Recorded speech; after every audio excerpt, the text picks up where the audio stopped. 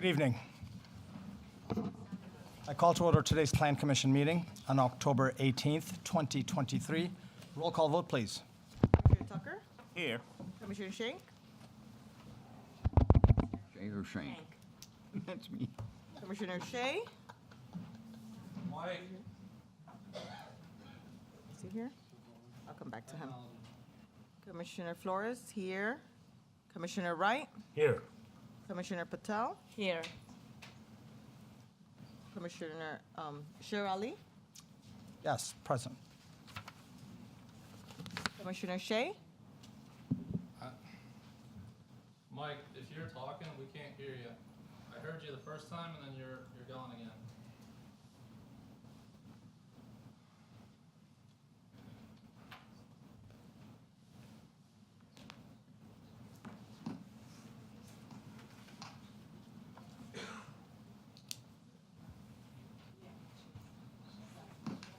Can you hear me now? I can.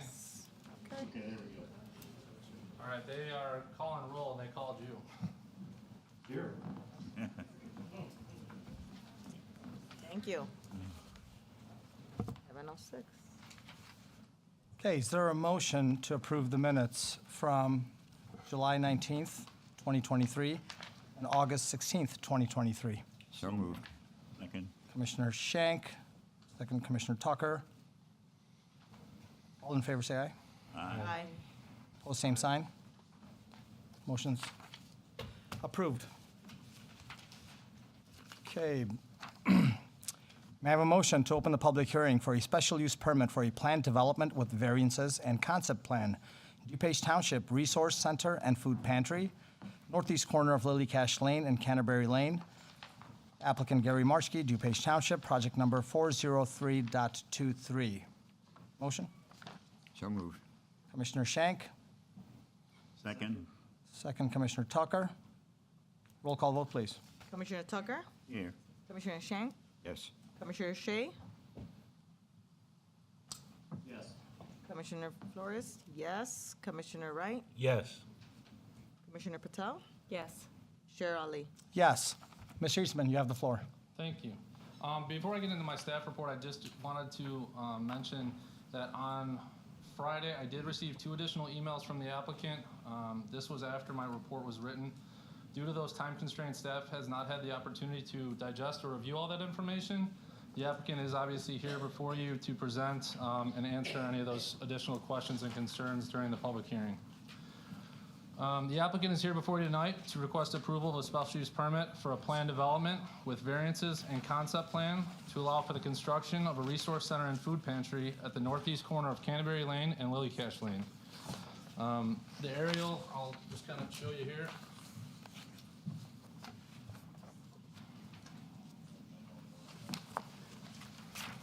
So to the north, you have the property that's zoned R7, which includes Town Center Park and Dunhill Estates. To the east, you have the 2 vacant lots zoned B1, which is local retail. To the south, you have R4, single-family residence, which is Plimmer Park, which is owned by the Park District, and also R7, multifamily residential, which is Fire Station 2. And then west is R6, multifamily residential, and it's a public works facility, which is owned and operated by the village. Getting into the analysis, the subject property comprises approximately 1.46 acres in size, is currently zone B1, and is currently vacant.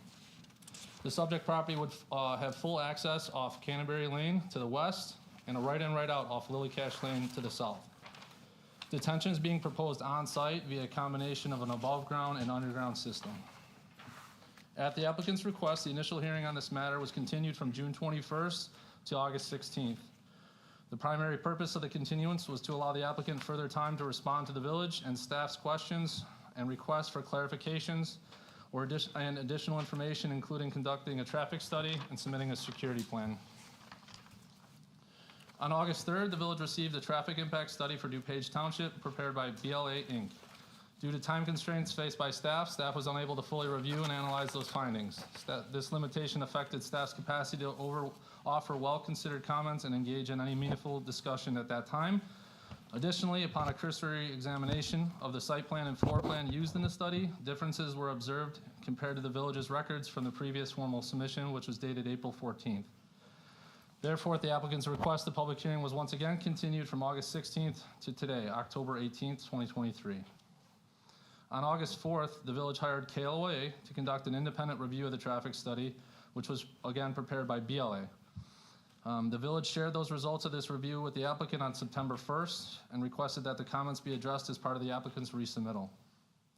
On September 13th, the village received a revised traffic impact study along with supplementary materials, which included an updated site plan, floor plan, and security plan, as well as an explanation of the proposed quote-unquote wraparound services to be offered at the facility. On October 3rd, the village provided the applicant with staff's responses pertaining to comments that either went unaddressed or required further clarification. At that time, no further information had been received. Like I said in my preface, I did receive additional information later that afternoon. So per the site plan you have before you today. So again, this is Canterbury here. Lily Cash is on the bottom of your screen. If it's hard to see it, the building is located right there. Per the attached plan, the applicant is proposing to construct an approximately 11,000 square foot building on the property. The proposed resource center would include an approximate 2,000 square foot food pantry, a 3,000 square foot designated area for offices, and a 6,000 square foot area for warehouse. The applicant is proposing 28 parking stalls, noting that all employees would be required to park at the existing township building located at 241 Canterbury Lane.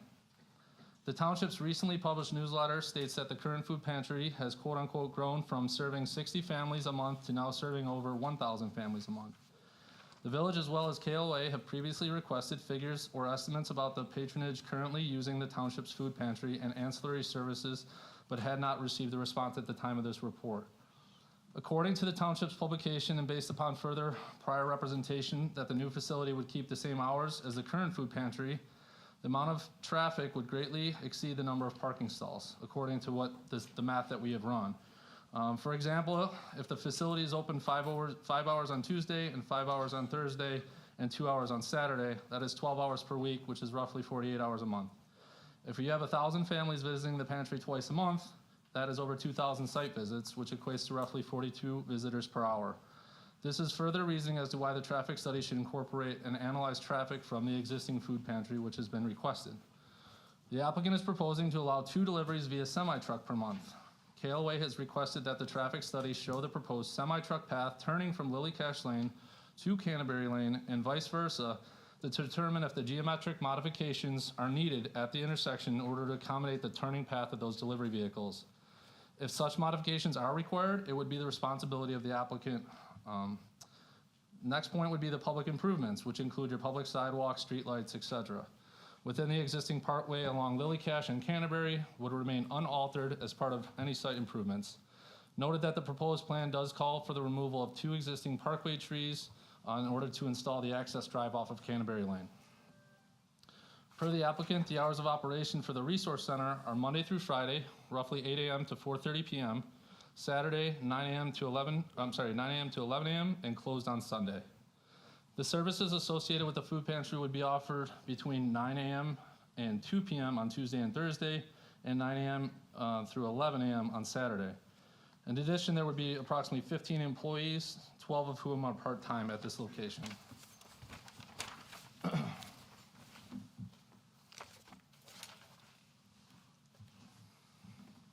To develop the property in accordance with the attached plan, the applicant is requesting the following special use permit and variances from the zoning ordinance and development code.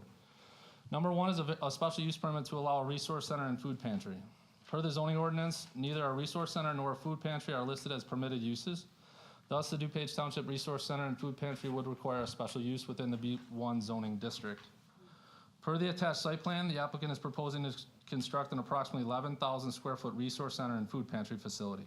At this time, staff has not received sufficient information to make a formal recommendation in support of this proposed use. The security plan, traffic study, and description of services offered are insufficient and in some instances conflicting. Number 2, a variance to waive the required curb planting island. Per the zoning ordinance, we are required to have curb planting islands at the end of a parking row, so you'll see them here. And then typically you would also have one here and then here. They're actually going to remove this one and stripe this area. This is to allow for additional kind of turning radius for whether it's a box truck and or semi truck or emergency vehicle to try to make that maneuver on site. You're not allowed to obviously do any type of 3-point turns backing up into Canterbury Lane. So that was something that the applicant is proposing. Staff supports this variance as requested in order to allow for greater automobile maneuverability throughout the site in an effort to avoid damaging curbs and landscape beds while maximizing the number of parking stalls provided, subject to the applicant providing any necessary geometric modifications to either the site and or existing intersection to accommodate the necessary semi-truck deliveries, sorry. Number 3 would be a variance to reduce the depth of the required foundation planting bed. Per the zoning ordinance, you're required to have a 10-foot wide deep bed along any of the buildings that are adjacent to a public right-of-way. They've done a good job on getting the number of plantings that are required in both the south and west. However, they do need a modification to reduce the depth of that planting bed. Staff supports that variance as requested, subject to all the required plant material being installed per the approved landscape plan. The last variance is a request to remove more than 50% of the trees on site. Per the development code, no more than 50 of the existing trees on site can be removed. Per the applicant, as part of the proposed grading to accommodate for the development, both of the 2 existing trees that currently exist on site would need to be removed. Staff supports the variance as requested, subject to the required number of replacement trees being provided. At this time, staff has several concerns regarding the lack of sufficient information made available to make a positive recommendation at this time. These concerns have not been alleviated since the originally scheduled hearing of June 21st, which was continued to August 16th and subsequently tonight, October 18th. Staff is responsible for evaluating proposals and providing recommendations, and it is essential to have access to comprehensive and accurate data to ensure an informed decision is made. While certain aspects of the project meet the standards to receive staff approval, subject to certain conditions, despite numerous requests to obtain needed information from the applicant or clarify certain aspects of the proposal, the applicant refused to provide sufficient responses that would enable staff to recommend approval. As such, there are still significant gaps in the information necessary for a thorough evaluation of the proposal currently before the Plan Commission. This is preventing staff from recommending approval at this time. The gaps in information include, but are not limited to: number 1, conflicting details regarding the description of services. In order to understand the scope, impact, and feasibility, clarification on the proposed new services being offered as part of the wraparound services were requested. Within the explanation of said services, the applicant stated that the service in supplementation of the food pantry operation would be substantially identical to the services currently provided to the DuPage Township's administrative office. However, the materials also state that new services of shower and laundry facilities would be provided on site, which are not currently administered. Staff requested the applicant to clarify whether the proposed facility was intended to provide these additional new services of a residential nature, and if not, to submit a revised floor plan that basically remove those services from the plan. In addition, the applicant has not explained the procedure for scheduling or maintaining appointments for any of the wraparound services, particularly any services that the township currently does not provide. Staff further inquired as to the scope, operation, and administration of certain service programs and whether those would move to the new facility or if they would remain operating in the township's current administrative office.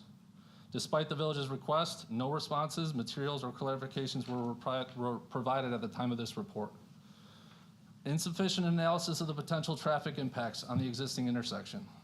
Without a thorough assessment of the potential impacts at this location, it's challenging to determine the project's potential effects on traffic congestion, accessibility, and public safety. While the applicant has provided a traffic study, several of the comments made by KLA went unanswered. Furthermore, staff has not received any response regarding the estimated number of patrons currently using the township's food pantry and ancillary services, or how the township intends to address access parking needs. Regarding the semi-truck maneuvering proposal, the applicant has not provided sufficient information, responses, or modifications to the proposal to adequately respond to the comments by KLA. KLA requested that the study show how the proposed semi-truck path turning from Willie Cash Lane to Canterbury and vice versa to determine if any geometric modifications are needed at the intersection to accommodate the turning path of the delivery vehicles. No response or proposed modification was provided by the applicant.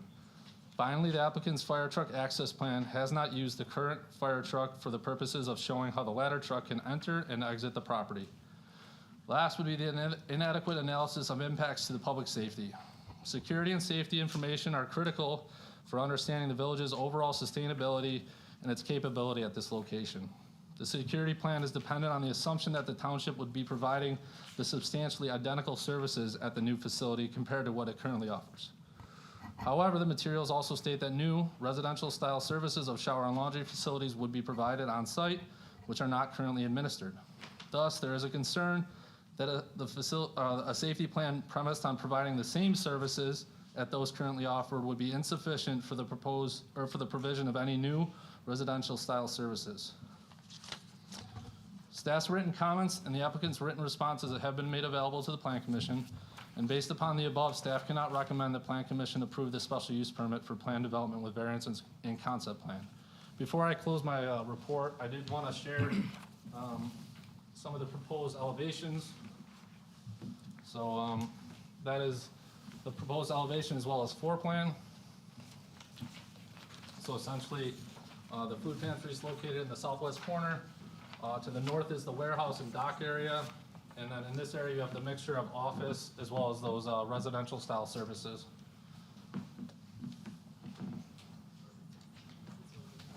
And then you also have your garage that's being proposed for a couple of the vans that they had purchased. At this point in time, that concludes my report. Thank you, Mr. Eastman. Before we move on, I've got a number of questions myself to begin with, but before we do that, I do believe our attorney here has received some communication with the residents. Yeah, to clarify, the village has received numerous written public comments, and the Plan Commission has requested that I be the one that goes through and reads these into the record. I will go through. There are, I will go through and read these into the record. This, again, these are public comments, written public comments that the village has received regarding this project. And so I thank the Plan Commission for bearing with me while I go through these. These do not reflect my opinion or any other than any opinion other than the person who has submitted this, and I will read them verbatim to the extent possible, less any profanity, which I didn't, and I also apologize in advance for butchering any names, and I will get into it. So the first comment to be read is from Angela Stanek, and Ms. Stanek writes, "Good morning, Matt. My name is Angie Stanek, and my husband and I have been a Bolingbrook resident since 2005. We have two sons, freshman and junior, who attended Bolingbrook High School and are active participants in the music program, Wind Symphony, Marching Raiders, Jazz One, Baseball, Golf, NHS, and Tri-M, just to name a few. Our family has participated in numerous activities throughout our tenure of the village of Bolingbrook since our teens were little, including swim lessons at BRAC, Bolingbrook Park District preschool programs, baseball, and flag football. I was also I was also a five-year board member, most recently holding the president position with the Bolingbrook Youth Flag Football League, which unfortunately dissolved in 2022 due to low enrollment. I'd like to say that we not only reside but thrive in the community, which is a testament to our love for what Bolingbrook provides to its residents. We live at 173 North Orchard Drive, which is located near several schools, parks, and the library, and other establishments which our boys and their friends frequent either via bike or now car. I am concerned about the possibility of the DuPage Township building a food pantry / washing facility for those less fortunate and homeless. This is a high-traffic area for youth, and positioning this support structure in this location poses increased dangers for seedy situations in an unsafe atmosphere. I hope that the safety of our children in the community, along with the well-being of the surrounding neighborhoods, are carefully considered as you make decisions about the approval of this establishment. Please don't mistake this email that I do not support assisting those in needs, because this is far from the truth. However, considering implementing this type of institution in this location is not an ideal means to addressing the growing concerns for the homeless in our area at the expense of our community. Sincerely, Angie Stanek. The next comment is from Mr. Anthony Jablonski. Hello, Matt. My name is Anthony Jablonski. My family's been in Bolingbrook resident for close to 17 years, and we have 4 children who attended Bolingbrook High School, 1 at BHS, 2 at Brooks, 1 at Pioneer. We have always believed in kindness and tried to help others who are less fortunate or in need. Our oldest is a Kindness Day ambassador, and we have been part of this initiative from the beginning. Recently, we have heard about the possibility of the DuPage Township building a food pantry with washer and dryers for homeless people, along with industrial-type trucks/vehicles moving to and from the property, somewhat kitty corner from the high school and a few blocks from neighborhoods, schools, and the library. We have concerns regarding traffic, pedestrians, cars, and trucks. This is only a 2-lane road on Canterbury and is a main artery for the village of Bolingbrook. Post Office, Police Department, Public Works Building, Ice Arena, Township Offices, Fountaindale Library, Levy Center, the residents of Town Center Park and Dunhill Estates, plus all the hundreds of students who will be walking to and from Brooks Middle School at Bolingbrook High School, who will have to walk past this every single day. We, along with numerous residents, do not think this is the safest area to place a building that will create heavy traffic, along with inviting possible unknown people to our community who may or may not cause our community issues, especially as children walk to and from school.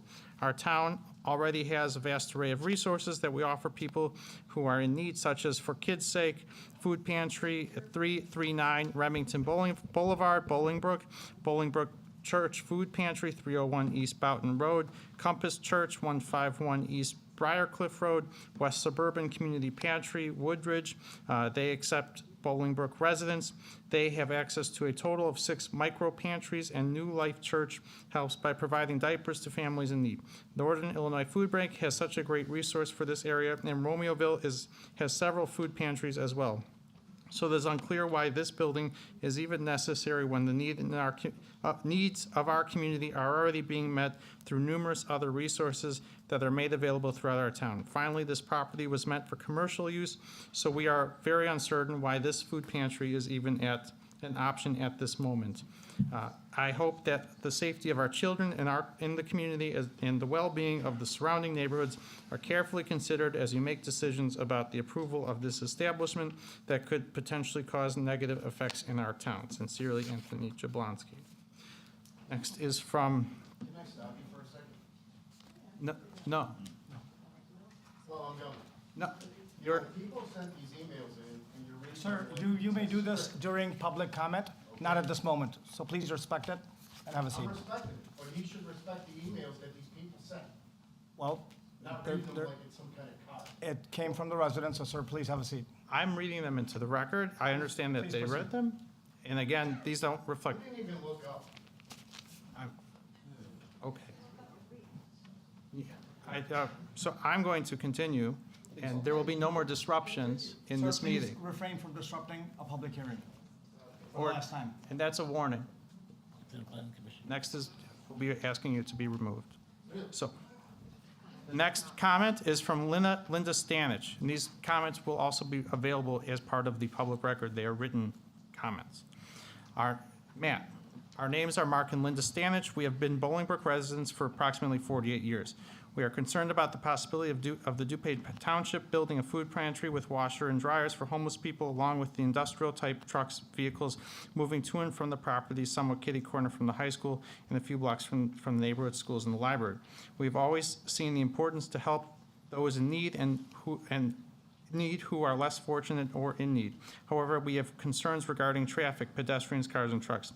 This is only a 2-lane road on Canterbury and is main artery for the village of Bolingbrook. Post Office, Police Department, Public Works Building, Ice Arena, Township Offices, Fountaindale Library, Levy Center, and the residents of Town Center Park, Dunhill Estates, plus the hundreds of students who will be walking to and from Bolingbrook's Middle School and Bolingbrook High School, who will have to walk past this area every single day.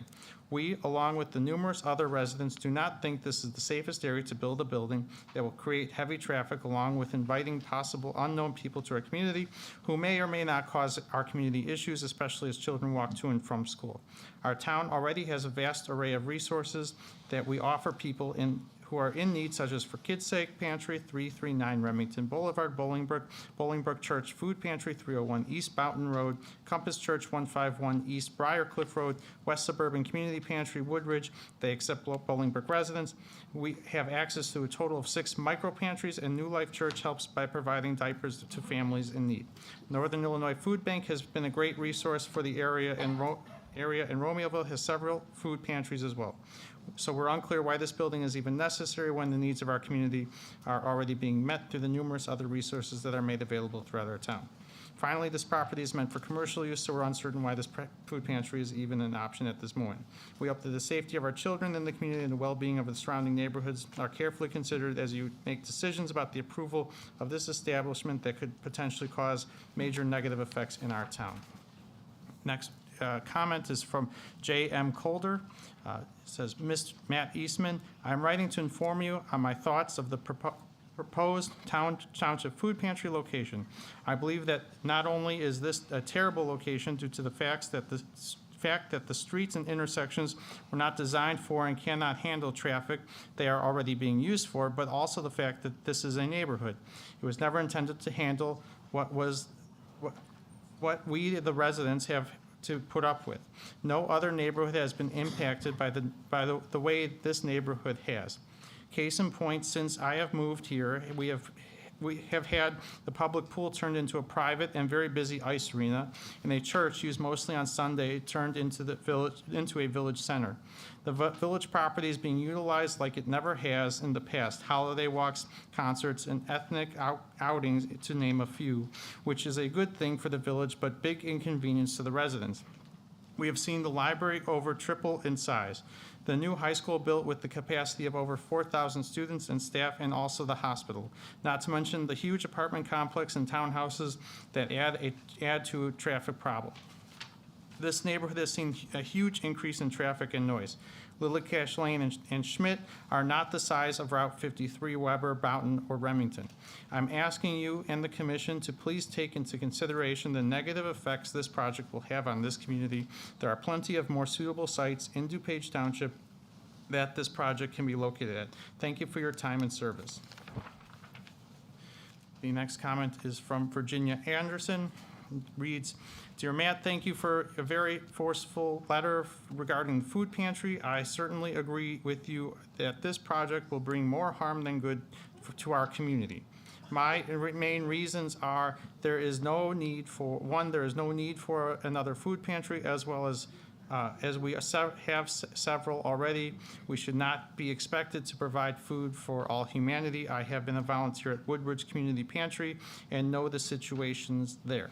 2, we have a shortage of workers at our current pantry in Romeoville. How many more will be needed to staff another entire building?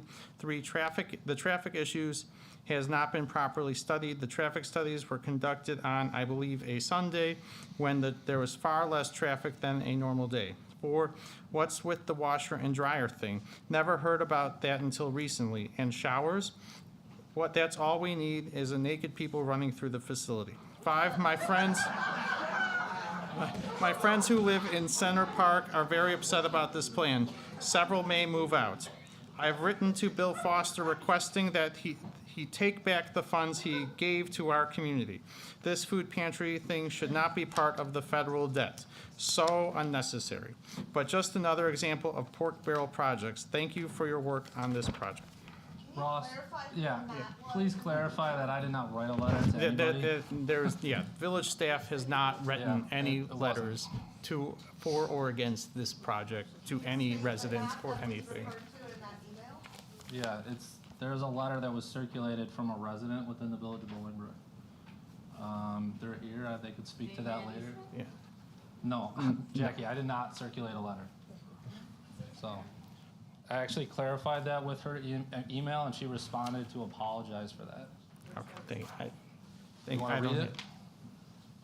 I'll share it with you. Yeah. Absolutely. Let's stay within the context here. Yeah. Next one is from Lisa Stanich. Hi, Matt. My name is Lisa Stanich. I've been a Bolingbrook resident for approximately 43 years. Give and take the time I left for college in 1993 and then returned in 2005 to raise my children. My parents have also been residents of Bolingbrook for the past 43 years. I'm a single mother, a full-time high school English communications teacher, and a resident of Bolingbrook. I have a son who is a junior in high school in Bolingbrook High School, and my daughter is sixth grader at Jane Addams Middle School. I created and ran a club for teenagers called Inspire, and I ran for 8 years at my school. One of the many activities we did was go to homeless shelter every December to sing Christmas songs, decorate, provide gifts for the guests, and serve dinner. I've always seen the importance to help those who are less fortunate or in need. I live at 674 Kingsbrook Crossing, which is directly behind the high school. I've lived here since 2005. I'm concerned about the possibility of the DuPage Township building a food pantry with washers and dryers for homeless people, along with the industrial-type trucks, vehicles moving to and from the property, somewhat kitty corner from the high school and a few blocks from neighboring schools and the library. I have concerns regarding traffic, pedestrians, cars, and trucks. This is only a two-lane road on Canterbury and main artery from the village of Bolingbrook, post office, police department, public works building, ice arena, township offices, Fountaindale Library, Levy Center, the residents of Town Center Park and Dunhill Estates, plus the hundreds of students who will be walking to and from the Brooks Middle School and Bolingbrook High School who will have to walk past this every single day. I, along with numerous other residents, do not think this is the safest area to build a building that will create heavy traffic, along with inviting possible unknown people to our community who may or may not cause community issues, especially as children walk to and from school. Our town already has a vast array of resources that we offer people who are in need, such as For Kids' Sake Food Pantry, 339 Remington Boulevard, Bolingbrook Church Food Pantry, 301 East Boughton Road, Compass Church, 151 East Briarcliff Road, West Suburban Community Pantry, Woodridge. They accept Bolingbrook residents. We have access to a total of 6 micro pantries, and New Life Church helps by providing diapers to families in need. Northern Illinois Food Bank has been a great resource for the area, and Romeoville has several food pantries as well, so I'm unclear why this building is even necessary when the needs of the community are already being met through numerous other resources and are made throughout our town. Finally, this property is meant for commercial use, so I'm certain why this food pantry is even an option at this moment. I hope that the safety of our children in this community and the well-being of surrounding neighborhoods are carefully considered as we make a decision about the approval of this establishment that could potentially cause major negative effects in our town. Sincerely, Lisa. Next comment is from Kimberly Van Tholen. I apologize. Hello, Mr. Eastman. I've been a resident of Town Center Park Townhouse for 4 years and a resident of Bolingbrook for over 30. I received a letter from concerned residents of Canterbury Lane Committee in regard to a special use permit and facility proposed at the corner of Canterbury and Lily Cash. I am rather disturbed by some of the information this committee included in the letter that I can only assume was sent to many local residents. I question the accuracy of the statements made. Could you possibly direct me to where I could find more specific information on exactly what is being proposed and the current intended use and resources that would be made available? I would like to do my due diligence and have a complete understanding and accurate information. I plan to attend the Plan Commission meeting on August 16th. I would like to be fully prepared in the event I need to speak to this subject. Thank you for your time and consideration. The next is from Terry Bethune. Mr. Eastman, I'd like to strongly oppose the DuPage Township Food Pantry and Resource Center slated to be built at the northeast corner of Lily Cash and Canterbury Lane. The plans call for the center to house the food pantry, homeless center with showers, beds, and laundry. They also stated that there will be no security. Resources like Salvation Army, Will County for Community Concerns, LIHEAP Services, Catholic Charities, and SNAP that would used to be called food stamps. This facility is just too big for that location. As you know, I used to work at the township and I volunteered many times at the food pantry. There was no way close to be enough parking, not even for the volunteers, let alone the persons in need. They stated at their board meeting that they would have The workers park at the Levy Center, which clearly does not have enough parking as it is. When the food pantry does the Thanksgiving, Christmas, and Easter distribution, the line wraps up and down the street at the current location in Romeoville. During the holiday distribution, the clients didn't even get out of their cars. We just stock their boxes and bags into the cars. They distribute upward of 800 boxes of complete meals for each family. I would bet that the line would go all the way down, way to Briarcliff. This is with giving assigned times for the pickup. I've attached plans distributed at their meeting. Unfortunately, you get all the handouts because it was just one file. This also shows the traffic patterns for auto and semi-trucks. In my opinion, I think that having a facility that will attract the homeless people is too close to the townhomes and the Levy Senior Center. I can't imagine how a mother of small children would feel about going to the food pantry with homeless people roaming around. I remember one year giving homeless people the free hot dogs at the picnic, and there was a huge bunch of homeless that came for the free dogs. While speaking to them, they told me they were from Naperville. This will just act as a magnet to them to come to, for them to come to Bolingbrook, and we will end up with more homeless.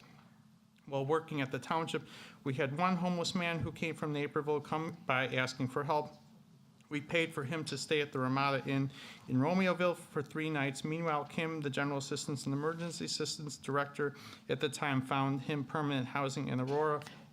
That was a one-time thing, and we never did that again. Kim was the kind to go out of her way to help those in need. I doubt there would be anyone there now that would do that sort of thing. There is also another food pantry down Lily Cash that is run by 4 Kids Sake, and the rest is just attachments and plans. The next is from Dorothy Andrews. Good morning. I'm sending this email to respond to the request of having a food pantry in Bolingbrook located at the corner of Lily Cash and Canterbury.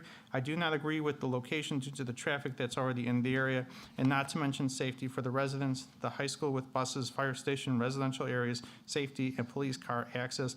There may be a need for the food pantry, just not at that location. Then from, I guess, Vicki Andrews, a letter. DuPage Township is planning to build a new food pantry at the corner of Canterbury and Lilycash, which is what you will be discussing, addressed to the commissioners. But they are planning to make it a distribution center there too. This distribution center will be a warehouse for all other food pantries in this area. That means big trucks. I'm not against big trucks, but not near the town center, near our town center.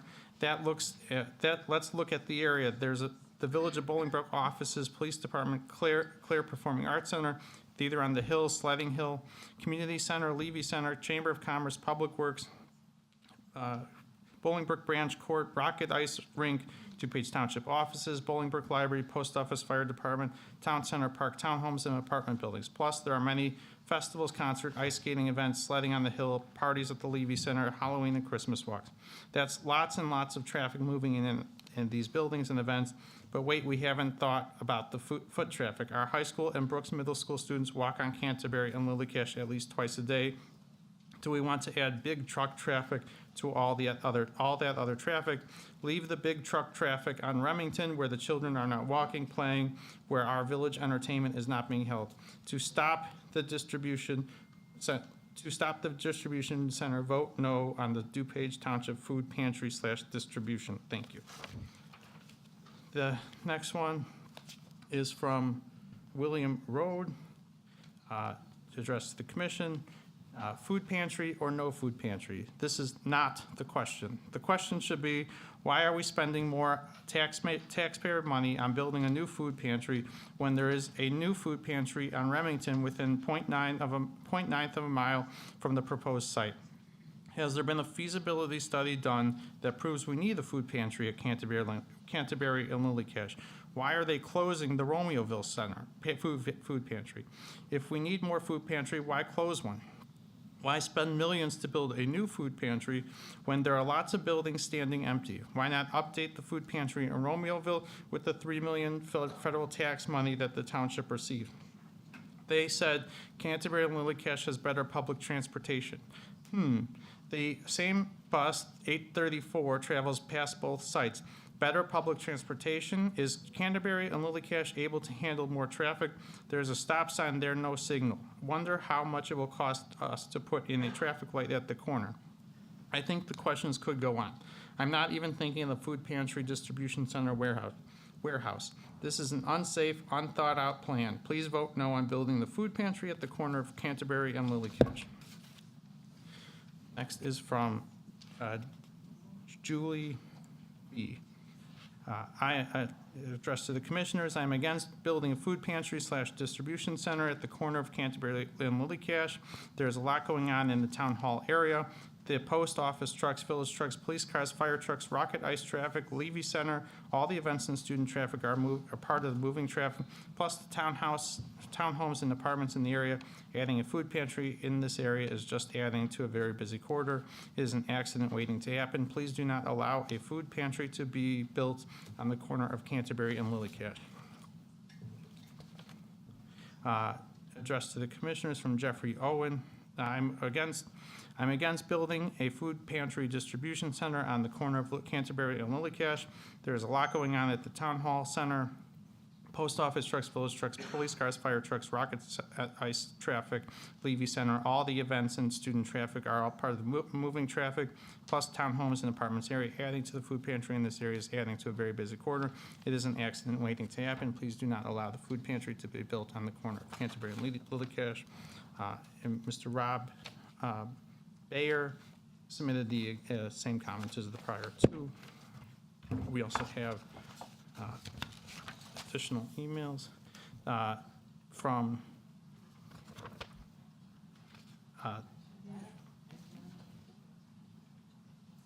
there was an additional comment and email from Mr. Jay Colder. I believe I already read one from him. And so that will be entered into the record.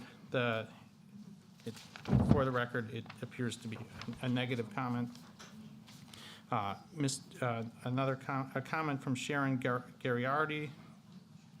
I am almost 47-year resident of Bolingbrook and a senior citizen. I'm writing to let you know that I am completely against the subject food pantry. I feel that there are enough food pantries in Bolingbrook to service people in need. I have toured the For Kids' Sake Pantry at 339 Remington. I was impressed with the variety of foods available to the families in need. My understanding is DuPage Township powers to be want to build their proposed food pantry approximately 1 mile from the For Kids' Sake Food Pantry. I understand that the site where the township wants to build their pantry is on the northeast corner of Canterbury and Lily Cache. Personally speaking, I try to avoid making a left turn off of Canterbury onto Lily Cache due to traffic.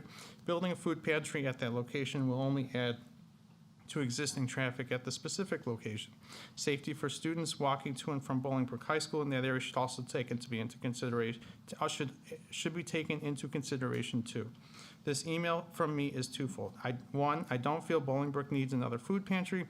The one in Romeoville can be updated with the money the township received from Steve Foster. Two, with vacant storefront spaces, why can't one of them be considered for a food pantry? Thank you for anything that you can do to prevent building a food pantry at the corner of Canterbury and Lily Cache would be much appreciated by the residents.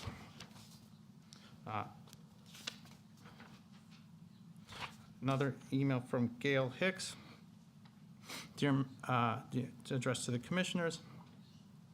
I'm very concerned about the new food pantry that DuPage Township wants to build at the corner of Canterbury and Lily Cache and Bolingbrook. This is a very busy area. I could list all that is going on in that area, but I feel that you will be receiving a whole list from several people. I would like to look at it in a different way. If I was a client of the food pantry, how would that area appear to me? First of all, I want to get to the food pantry early so I can get in line for the best choices of food. There are going to be 32 parking places at that food pantry. Roughly 60 to 100 families show up to a food pantry. So there's at least 50 and up cars plus the people that work there. I'm told they pay 19 people to work at DuPage Township Food Pantry. I'm also told that they will have parking at the DuPage Township Center and bus people over. If I was a client, I would not want to drag all of my food onto a bus and then wait for more people and then ride to the center and remove all my bags and put them in my car. I would park on the street. Village maintenance trucks, postal trucks, police vehicles, fire trucks, ambulances, residents that live in the area, and children are all moving around me as I'm trying to get to and from my car. Hopefully, I'll be carrying several heavy bags of food, plus I have my young children with me. This does not seem like a safe environment to me. I don't know how much other aspects of the food pantry location concerns you, but I cannot imagine a more unreasonable place for a food pantry.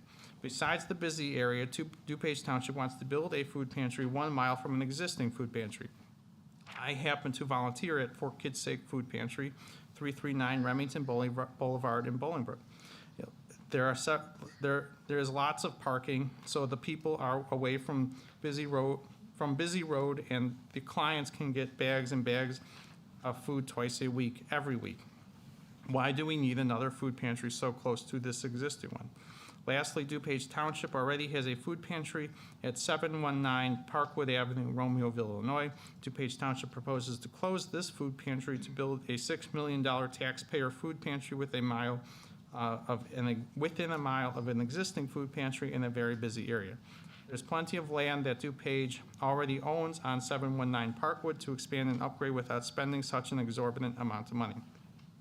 Please deny the zoning plans of the DuPage Township Food Pantry at the corner of Canterbury and Lily Cash. This is a safety issue and an extravagant waste of taxpayer money. Moving along, we have from Ruthie Summers. Prior to the June 21st, 2023 Plan Commission meeting, I would like to express my concerns regarding the proposed location of the food pantry DuPage Township wants to build on the northeast corner of Lily Cash and Canterbury Drive. Traffic within the village is heavy, to say the least, and this particular corner is already impacted by Lily Cash being a thoroughfare from east to the far west of the town, B being just west of the busy firehouse. C, Canterbury is subject to heavy traffic every time there's an event at the Levy Center, an event at Village Town Center, and games at the hockey rink. D, students walk to and from the high school during the school year using Lily Cash. E, police vehicles exiting their parking lot on Canterbury access Lily Cash during emergency response. Now add in all the cars, buses, delivery trucks going to and from the food pantry into the mix, and it becomes greatly concerning. There's a subdivision that borders to the north of the proposed location. How will the increased traffic noise from the delivery trucks and any refrigerator trucks they are parked in the lot and garbage dumpsters on the site affect the property and daily life? Surely some of the locations can be found, some other location can be found that would be better suited for the comings and goings of the food pantry and not be inconvenient to reach. If the township board is hell-bent on opening a food pantry in town, they seriously need to take a deep look as to how their plans impact our roads, our homes, and most of all, our safety. I strongly encourage the Plan Commission to deny DuPage Township's request to build a food pantry at the intersection of Lily Cash and Canterbury. Thank you for the opportunity to speak my piece on this subject. Letter from Carol Millhouse. There are few objections to the proposed food pantry on property on corner of Lily Cash and Canterbury Lane in Bolingbrook, Illinois. 1, fire station directly across the street from said property. 2, there are 3 banks on Lily Cash, much traffic. 3, many schools on Lily Cash, BHS, Independence, Jane Addams. Kids use the property. 4, kids use the property for walking to home. 5, on Canterbury Lane, the village entrance to trucks, snow removal trucks, and trucks used in village activities. 6, senior center traffic, community center traffic. 7, village hall entrance. 8, post office entrance. 9, skating entrance. 10, parking for bus trans. 11, turning on to Briarcliff is a nightmare due to the traffic. 12, Lily Cash traffic from Tony's, Walgreens, the apartments, church, and soon a pot shop. 13, there is much traffic from Route 53 and Veteran Parkway. 14, there is just a few reasons not to add more traffic to Lilycash. It will also cause problems with Route 53. There are many food pantries in Bolingbrook. There is not a need for more, and if there is a need, we can find a more appropriate location. Another one from Marcy Nelson. As a long-term resident of the village since 1977 that has witnessed exponential growth in our community, I believe we need the proposed food pantry. Some very wise people tell me it will be detrimental to the traffic in our area of town. Others claim it will not create a huge burden. Of course, there will be more traffic, just like the high school creates huge traffic situations twice a day. Those of us who live close, like I do, plan our trips around that time. It is an acceptable inconvenience. I hope that Bolingbrook will commission a professional evaluation of the expected traffic situation to determine if the increased traffic will be at an acceptable level. I don't believe we have an unbiased assessment at this point. Thank you for your consideration of this suggestion. The next is from Petra Burgess. Hello, I'm writing to advise you that I have spoken to a lot of people in Romeoville, and it would be devastating to them if the new food pantry in Bolingbrook would be approved to build. Once the township gets the okay to build the Romeoville food pantry, which has been in existence for decades, will be closed on the property, will be sold, which leaves our residents without one of the food resources in town. Instead of building a new food pantry, the grant could have been used to update the existing pantry, as the current administration promised their voters when they ran for office. Not one time was mentioned that the Romeoville location will close. That was deceit. The current location in Romeoville can be easily accessed via Route 53 or Normantown Road. The proposal to build a new food pantry and resource center is completely an ego project. If they would really care, they would update the Romeoville food pantry and build a smaller scale food pantry, but again, egos. I can submit to you a list of names and addresses from Romeoville residents who would be affected by the closure and lose their food resources. Respectfully, Petra Burgess, DuPage Township resident from Romeoville. Addressed to the commissioners from James McAndrews. This seems to be a copy. This was a similar comment that was already submitted. Another one from Janet.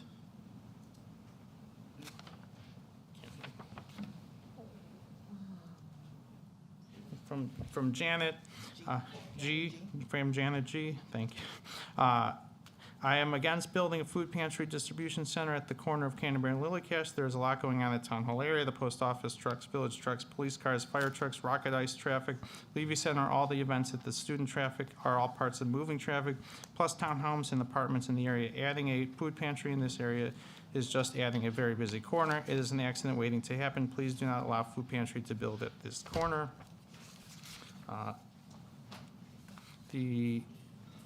Okay, then from Rita and Les Armstrong,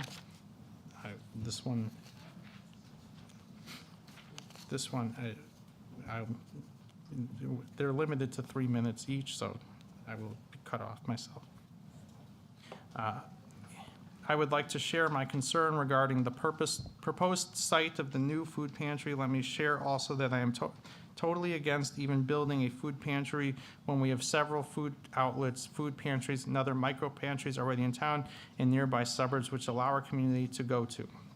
As a taxpayer, I don't feel the township should have made a commitment to purchase property, ask for the federal money for what will be a small portion of the cost of a food pantry, distribution center, resource center, bath and laundry facility, and then assume the residents of Bolingbrook will pick up the tab for years to come. The location is disturbing. Canterbury is a busy street.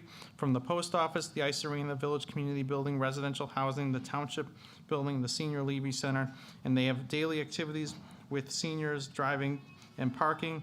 Add to that the works department trucks coming in and out of the same corner. Lilycash is even worse, especially with the fire department trucks trying to turn out onto Lilycash, or worse, trying to go down Canterbury. Ambulances need to have a clear path to, at all times, to get to Schmidt and to get to critical patients to the hospital.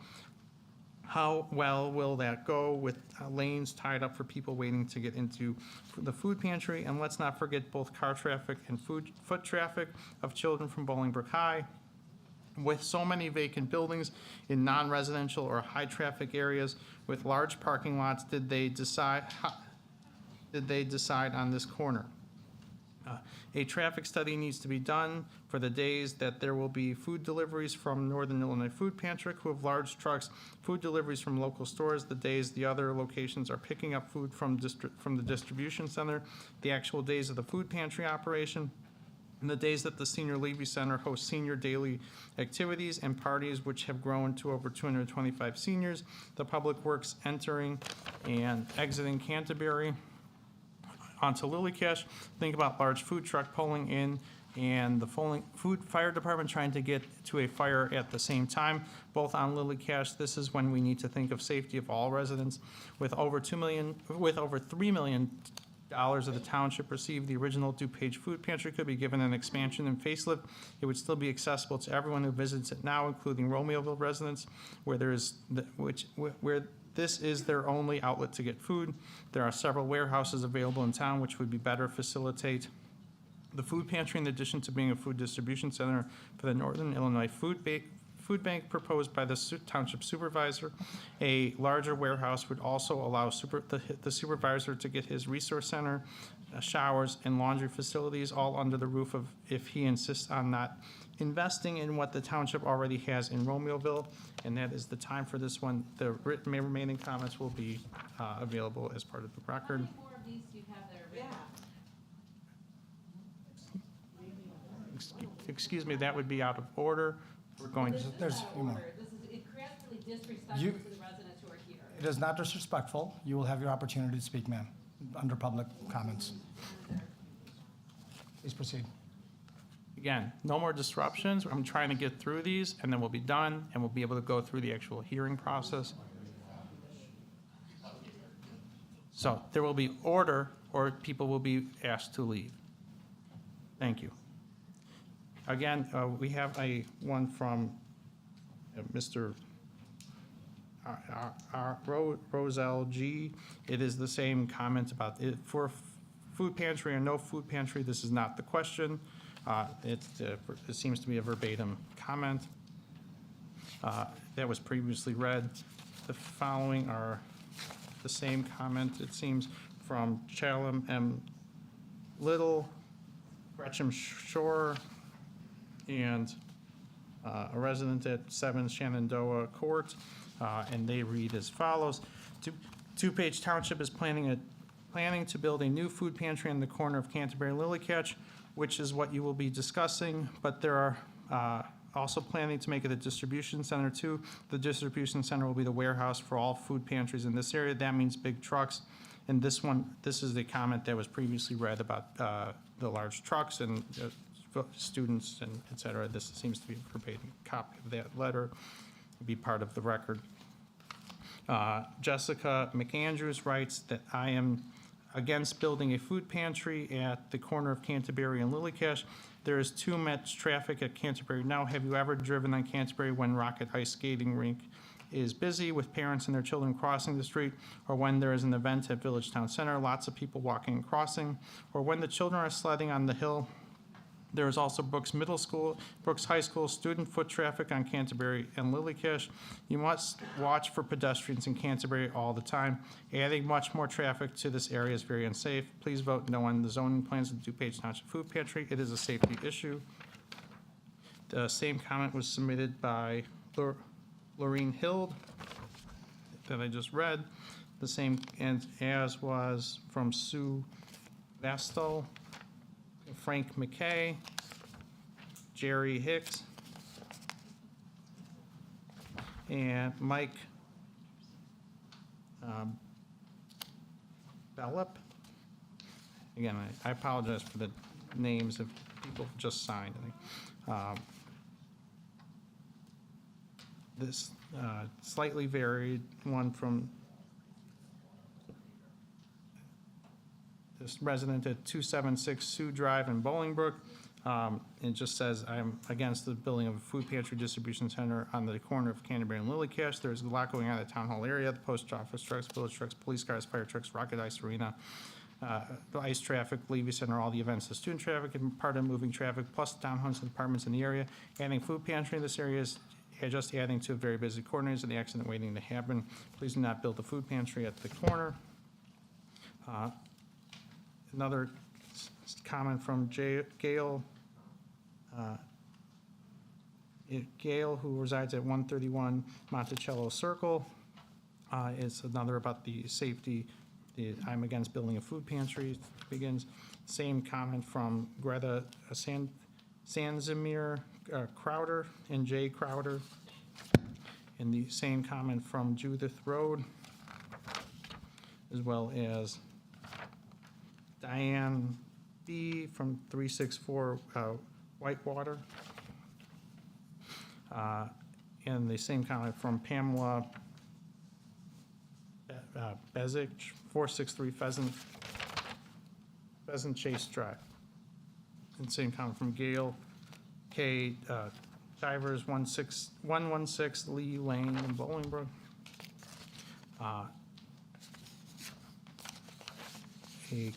We have an additional comment from Petra Burgess, and then one on the comment from Carol Penning. And it reads, my name is Carol Penning, Bolingbrook resident since 1978. I'm asking the Plan Commission does not grant a special use permit for a planned development variance for the concept plan. Petitioner DuPage Township Supervisor Gary Marshke regarding food pantry distribution center on the corner of Canterbury Lane, Lilycash Lane. Having a food pantry is not the issue. The concern is the location. It presents many safety issues. Let's look at the area. It's already highly congested. There are the Village of Bolingbrook offices, Police Department, Clark Performing Arts Center, Theater on the Hill, Sledding Community Center, Levy Center, Community Center, and the Chamber of Commerce, Public Works Facility, Bolingbrook Branch Court, Rocket Ice Rink, DuPage Township offices, Fountaindale Public Library, Bolingbrook Post Office, Bolingbrook Fire Station, number 2, 375 Lilycash Lane, Town Center Park Townhomes, and Dunhill Estate Apartments. Plus, there are many festivals, concerts on the hill, ice skating events, sledding during the winter months, parties at the Levy Center, Halloween, Christmas walks. There's lots and lots of traffic moving in and out of these buildings on events. There's also a good deal of foot traffic. Our high school and Brooks Middle School students walk on Canterbury and Lilycash at least twice a day when school is in session. There's also going to be a distribution center located there too. The food pantry distribution center will bring more truck traffic. Please leave the big truck traffic on Remington where our children are not walking, playing, where our village entertainment is being held. If a street light is required at Lilycash and Canterbury Lane, who will pay for those costs? Who will pay for the crucial traffic study? I'm concerned about traffic accidents at this location. In addition, life safety for individuals who are walking. It is virtually impossible to make a left hand onto Lilycash from Canterbury. It is also difficult to make a left hand onto Lilycash onto Canterbury Lane. From all traffic on Canterbury, it takes about 10 minutes to make the left-hand turn onto Briarcliff when you're on Canterbury. I would like a clear definition on what services would be provided at the distribution center. Also, I have concerns from wherever DuPage Township Food Pantry is built, how they will be able to handle many challenges, professional concerns the homeless will bring. The township needs to have professional assistance when working with the homeless. I plan to attend the Plan Commission meeting on Wednesday. It is my hope that these important questions will be answered. I will address the Plan Commission if any of those concerns are not addressed. I regularly attend DuPage Township meetings, and the questions that are asked about the food pantry are not answered in the one presentation was very vague. Thank you for your kind assistance on this important matter. And the final one is from Ravish Patel.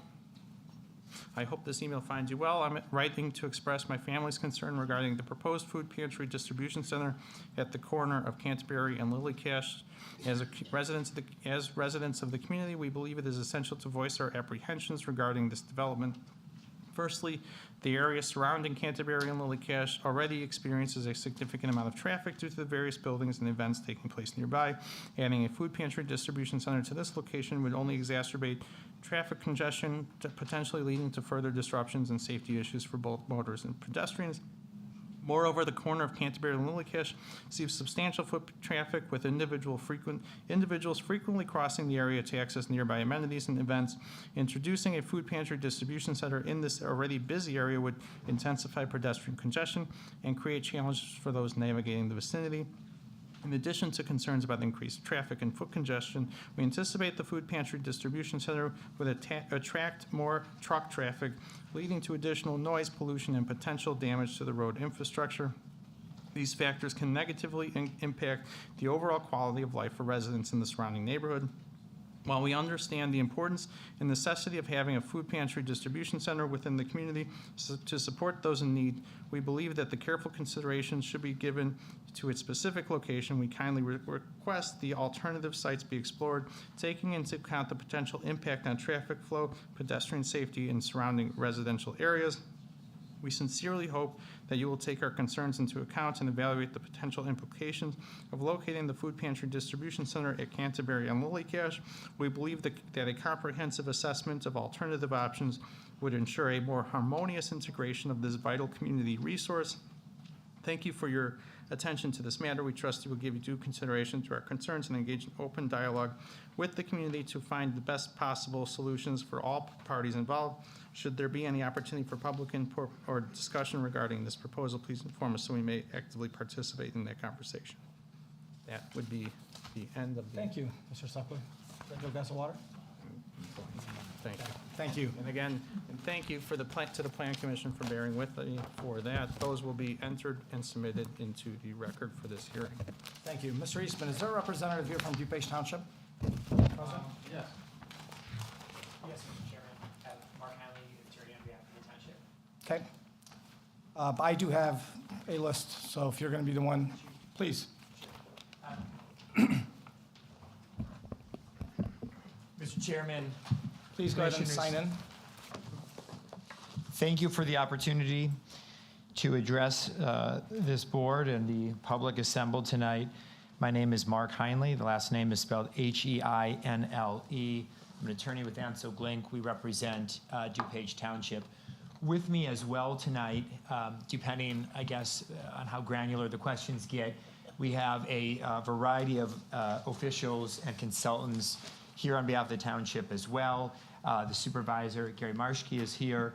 Sitting right next to him, yes, stage left, is the traffic engineer, Lynn Means, who worked on the project for the township.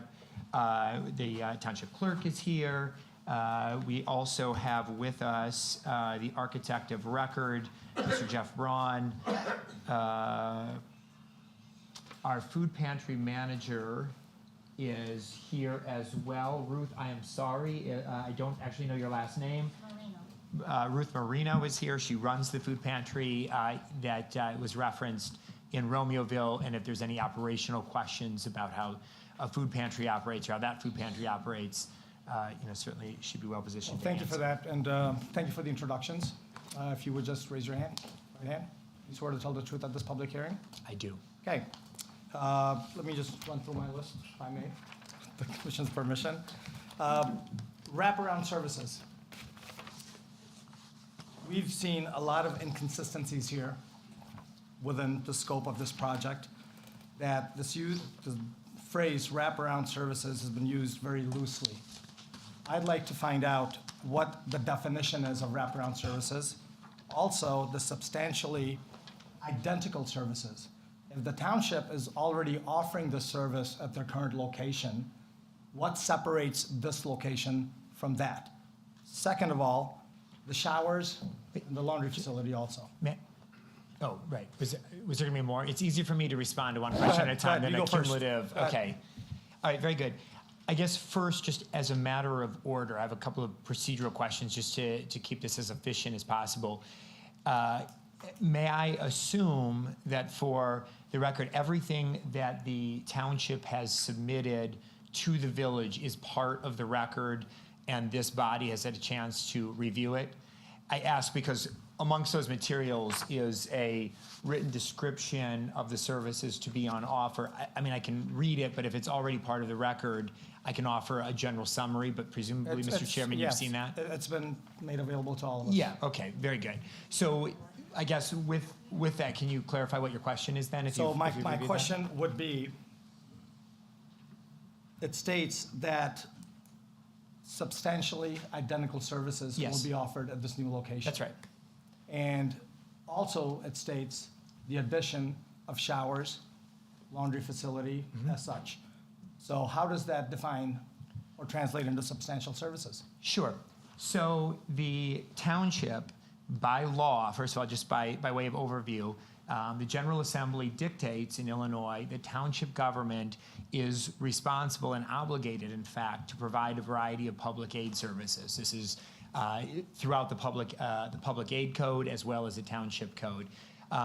Pursuant to that core mission of the township, it has for many years, well in excess of a decade, operated the food pantry that was referenced a variety of times in the comments in Romeoville, which is currently operating, and it currently operates what we are calling in general terms the wraparound services, which are part of the record in terms of an exhaustive description. I would say for those perhaps in the room maybe that haven't seen that, while respecting your time, I will generally say they could be described as office-type services where township residents in need can come to the existing township administration building. And by the way, this has been happening for well over a decade already, 1,000 feet away from this site, with no record of complaints that I'm aware of. In any event, the types of services provided both directly by the township as well as third-party agencies that the township contracts with. These would be entities like Catholic Charities, a variety of governmental work services are hosted on site as well. People come in, they get help, they apply for financial aid, they get assistance filling out, veterans get assistance filling out applications for benefits. There's tax help provided at various points in time in terms of consulting services. The residents that come to the facility are also apprised of other off-site resources available to them as part of the consultant role. A variety of uses, all low-intensity uses that from a land use perspective are indistinguishable from office uses. People come to my office throughout the day, we talk about whatever we talk about and they depart. Same thing happens in the township administration building presently with respect to the wraparound services. I have detailed in I think, pretty exhaustive detail exactly what's proposed now. We've There read is- that, and yes. in the essence, I didn't mean to cut you off, but in the essence, Mr. Hindley, of Yeah. time, let's stick to the bathrooms. Let's talk about that. Showers. That's great. If it's So- mandated by the state, Yeah. why was that not accommodated in the current structure that the township operates under? So the township currently operates 2 facilities.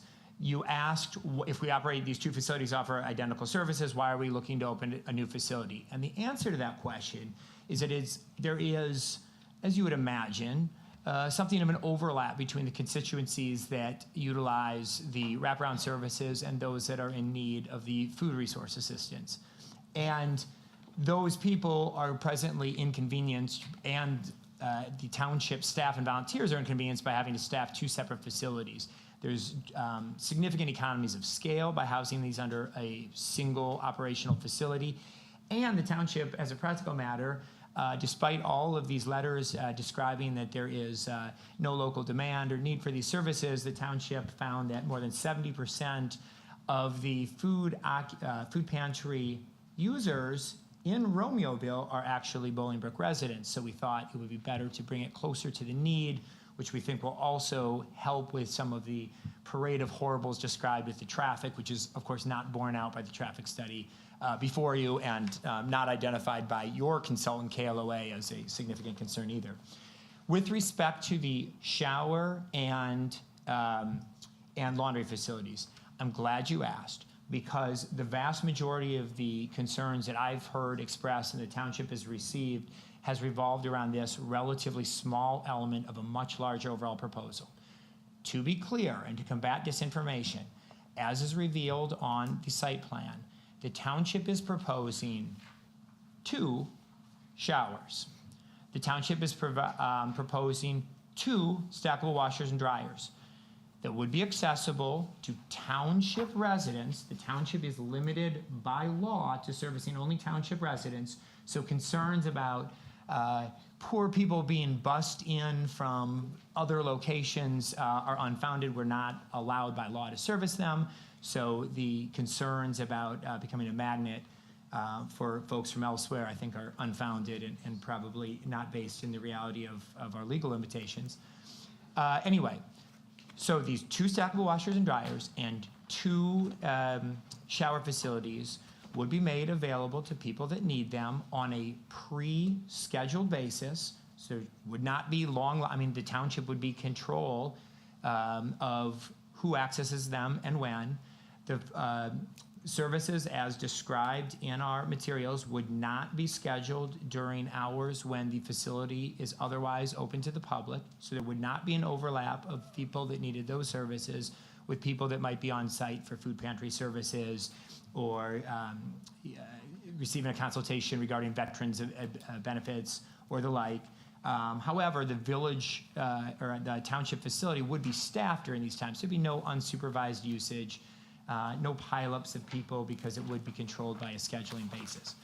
We think we can handle this minor element of the overall larger plan. And you asked about the substantially identical services, which Mr. Eastman made much of as well.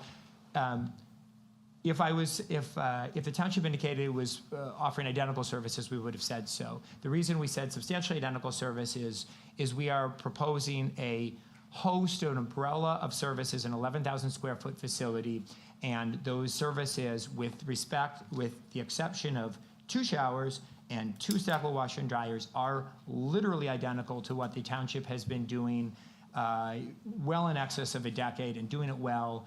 No, there's not a single complaint on record from the police received by either the Romeoville or the Bolingbrook Police Departments, as you've probably been advised on the basis of the services provided.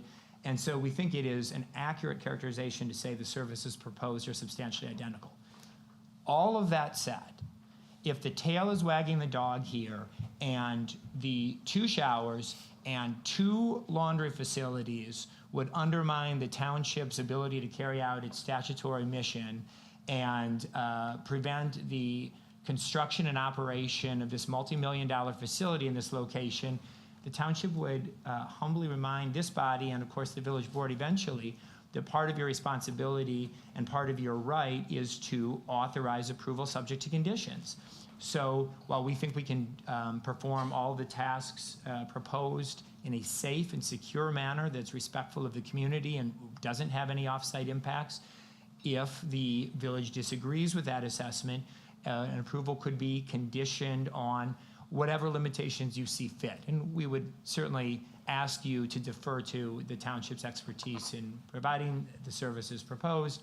But if you were concerned about that particular element, the township would like to proceed with the project regardless of the fate of the 2 washers, 2 dryers, and 2 showers. Okay, well, thank you for that clarification. However, here what we have been seeing, I'll speak for myself. This public hearing has been continued twice at the township's request. Okay? I applaud the village staff, especially Matt Eastman, our staff here. They've bent over backwards, asking for information. Never was it made available. Always very vague, very dismissive. And I've been through it, I've read it all. And I find that very offensive for a municipal body, a government body, to act as such. The way ELA responds, disagree. What do you disagree? Where's the explanation on it? Matt, I've seen his communications, it's right here. Please provide us this, and then the last minute, throwing something. So Yes, and thank you. I'd like to respond to the characterization that the township has refused to provide requested material. We have provided, with one exception that I will get to in a moment, every single thing the village has requested.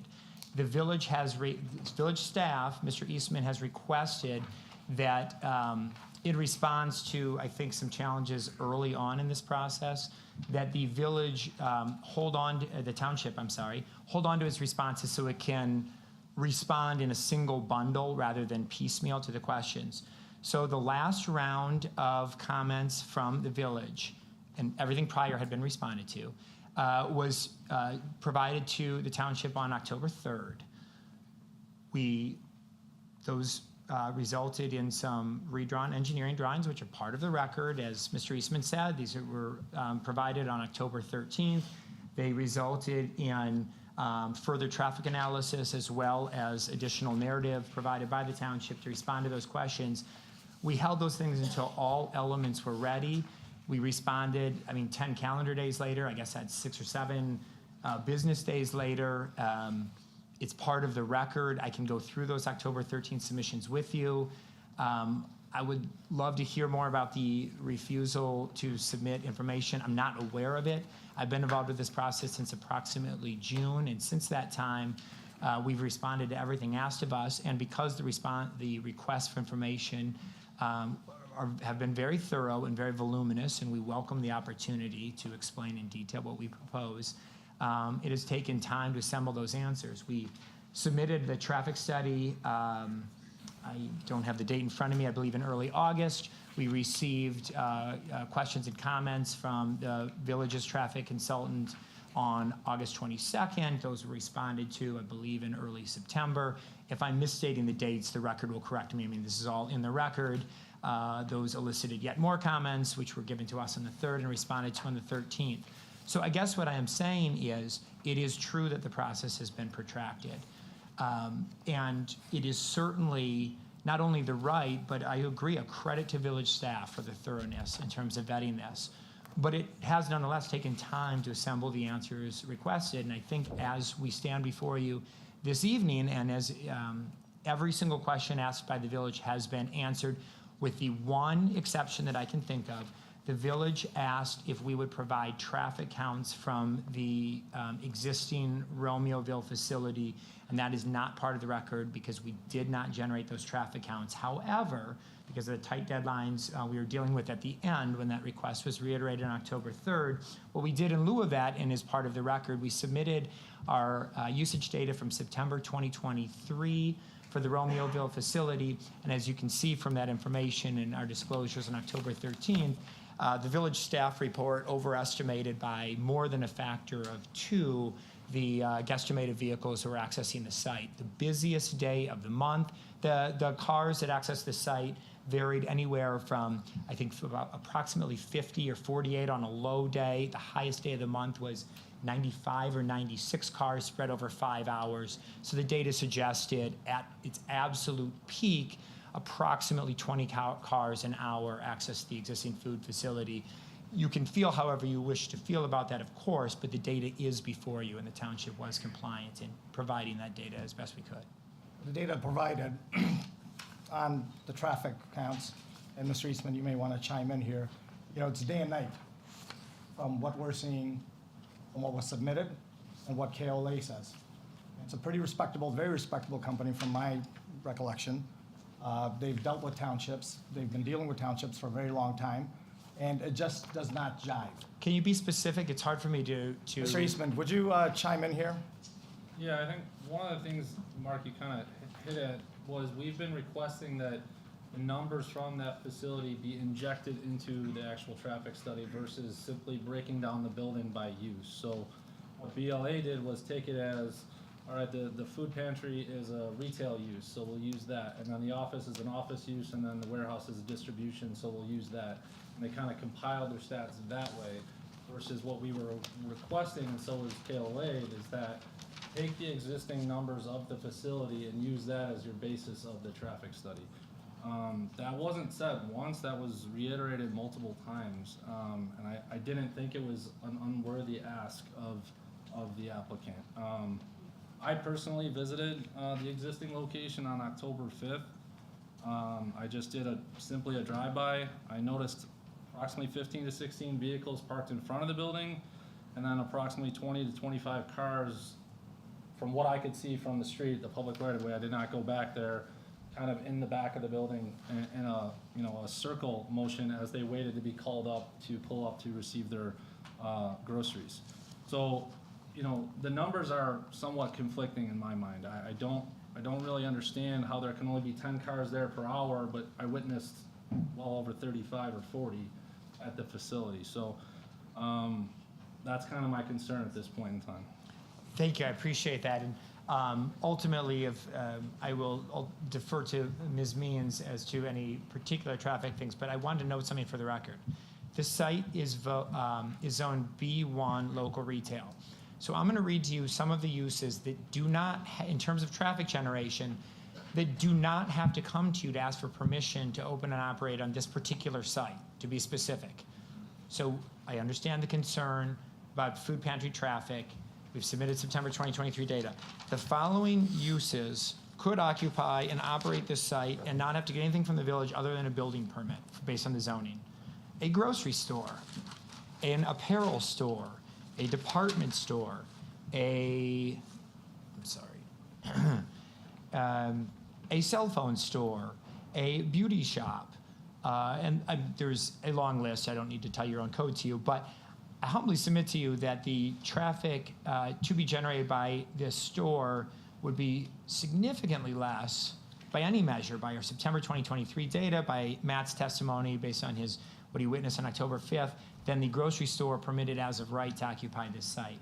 Moreover, I think we showed with our submission materials that this site is uniquely well positioned to accommodate this type of use because of the B1 zoning, because of its proximity to other governmental uses such as the public works and fire department, the types of uses that don't generate a lot of in and out traffic of the type that creates traffic jams. In terms of the concerns expressed regarding student safety, as we identified in our materials, the Bolingbrook High School kids are in school before the facility opens. They are out of school after the food pantry would close, and the 2 days a week where there would be overlap in terms of operational days. The food pantry closes its operations by 2, as is proposed. The high school is not out till 2:15. Some real-time traffic data was provided in the October 13th submission by the traffic engineer, showing that traffic flows smoothly at those peak dismissal times in that area. So we wouldn't be there at the same time as your high school students dismissing. Moreover, the elementary middle school students in the area, that was acknowledged by KLOA to not be relevant to that intersection. I believe they're too far west, but if I'm misstating the direction, I apologize. But the thrust is right there in the I don't know what date the letter was originally written, but the relevant snippet is quoted in the back and forth response between the BLA traffic study and the KLOA traffic study on October 13th. In the essence of that, then how do you justify serving 1,000 families per month? Here in your publication Yeah. it states. I'm glad you asked, and I know that you know the answer since you read the October 13th response, which is that the township serves approximately 1,000 families a month.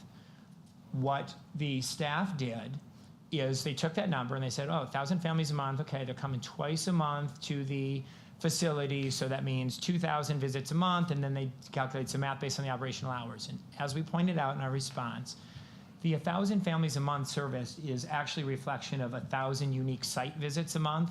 So first of all, that figure would already comprise the twice monthly visit. So if we do operate on the village staff's assumption that those users are coming twice a month, it would be 500 distinct families. So that was clarified. And when you run the numbers based on that figure, it is consistent with the numbers shown in September 2023 in terms of the peak hourly usage, or the peak day, I should refrain.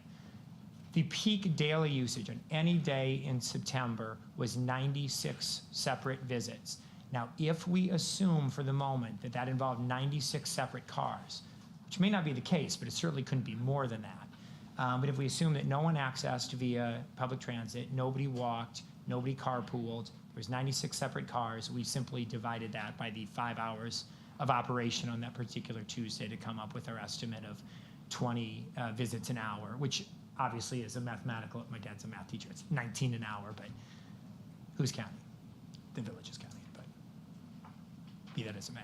So I appreciate the opportunity to clarify that as well. There's been some other misinformation demonstrated in the comments. By the way, I will note, it is easier for us as a township in terms of due process to hear all of the concerns and then respond. And it's clear there's a lot of people in this room that may also have maybe unique concerns, maybe the same concerns, maybe they're supporters. I don't actually know. But I will note that it is odd that the people that aren't here have had their concerns expressed and have given me an opportunity to respond to them, which I will do. But those people that are here, haven't had the same opportunity yet. But be that as it may. They will have their opportunity. Yep, very good. But we would then Absolutely. like our opportunity to engage whatever those comments are as well, so we have an opportunity to respond to all the expressed concerns. So I was scribbling notes quickly during those letters, and I think it is fairly obvious that there are a few template letters that were used again and again, but that's okay. It's fair enough. And setting aside sort of the thinly veiled, not backed by any stated facts, concerns about, I guess, sort of implied concerns that homeless people would visit violence upon the village, a couple of things to respond with. Townships by law serve as a place where homeless people can register their addresses so that they can reach out for governmental assistance. If you don't have an address, you can't fill out basic forms, can't get a library card, you can't do anything like that. So the DuPage Township, as all townships in Illinois do, register homeless people. They can pick up their mail at the township office or whatever. So this has been true for forever, as long as the township's been around. The township, per the supervisor we spoke with before this, has 12 homeless people registered. So this parade of horribles about the inundation of homeless people, I'm going to remind two facts. There are 12 homeless people currently registered with DuPage Township. Those aren't necessarily 12 people that utilize these services. There's 12 people that have made their presence known. Secondly, I'm going to remind this body again that the township is limited by law to servicing township residents. So there will not be far-flung people coming to access the services. The township has no record, and your police department will attest to this, I am sure. There is no call on record of a disturbance by a homeless person at a township facility. So this animus against the less fortunate, I think, is not borne out by law, not borne out by experience. Moreover, this is not situated in the heart of a residential neighborhood. We're across the street from a fire department, across the street from Public Works. I think it's a pretty uniquely well-positioned place. And by the way, it's approximately 1,000 feet from the village's administrative office, which has been offering substantially similar services in excess of, easily in excess of a decade and maybe longer. So I don't even remember what I was responding to initially, but if you'll forgive me, so sort of the implications that people that are less fortunate are, going to come to the neighborhood and inflict, violence and whatever is just, again, not borne out. Well, Mr. Henley, I'd like to just piggyback on what you just said. Wonderful. Regarding, currently, the township has 12 registered homeless people. 12. So, as such, what is the need for the 2 showers, laundry facilities? And second, in here it states that no one can access those showers without being registered, That's correct. correct? Yes. So are we implying that that number is gonna, I'm not implying anything, and I do not know how many of those 12 people will utilize the services, but I know that currently when the township is approached by folks, which it is, that require these sorts of services, they are sent to the Park District, which provides the service for them. So this offers a under one roof solution to provide the same services that are already going on in the community. Nothing new under the sun here, Mr. Chairman. understood, it just, Kind of makes one wonder. When you Wonder have why? 12 people who are utilizing the service that are registered, I assume they're going to the Park District currently, and now we're spending this money or resources for 2 showers, laundry facilities for the same 12 people? So, couple of things. No village resources are being spent on this. It is the township's statutory mission to provide services for the less fortunate, as we've described. The township, I think, would love it if the village would offer some of these services. To my knowledge, the village doesn't. The township, by the General Assembly, assigns this task to the township when it's not being provided by others. Speaking of which, we heard in the letters a confusing mix of concern about vast volumes of traffic that would access this place, coupled frequently in the same paragraph with recitations of how it's completely superfluous because there's so many existing facilities providing the same services. So I am frankly unclear if the primary thrust, and I'm not speaking for you, but of the residents that wrote in, is that it's going to be overutilized or that it's going to be underutilized because it's redundant. But both can't be true. And I would submit that there is a need because whatever, and I'm frankly unfamiliar with however many local food pantries or service providers there are, but whatever they do, and I'm sure, I mean, it's God's work. It's wonderful that they do that. But still in all, more than 70% of the folks using the Romeoville Food Pantry are your residents. I couldn't tell you why they don't use or why that overflow that demand isn't being met by these other service providers locally. But it's clear that it's not based on the demonstrated usage. So, Well, I'm not demand, once this project came to life, I personally, myself, visited some of these food pantries. good. I went to the back, took a look at the staff, took a look at how people shop, what they're purchasing, how many families, the traffic flow. I mean, we have to do our due diligence on behalf of the residents because they have put their trust in us. For sure. And to my surprise, I found pallets of food being thrown away. Pallets of food. Extra dumpster cost, So where's that demand? Why is that food being thrown away? I'm going to defer to the current food pantry manager, perhaps because I frankly can't speak to what's used and not used. Understood. I will note that the township is proposing, there was a lot of talk about big trucks, 2 semi-truck deliveries a month, 2 a month, so approximately 1 every second week to load and unload. And those would happen during hours when the facility was not open to the public. So typically in overnight hours, early morning, in the same way your grocery store is currently stocked. But speaking of trucks, before I let Yeah, sure. her up here, speaking of the trucks, the route that was proposed, the township understands that that's not an authorized truck route. Coming from Weber to Lily Cash and making a left, it's not authorized. You would have to come through 53 to Lily Cash and then north Yeah. on Canterbury.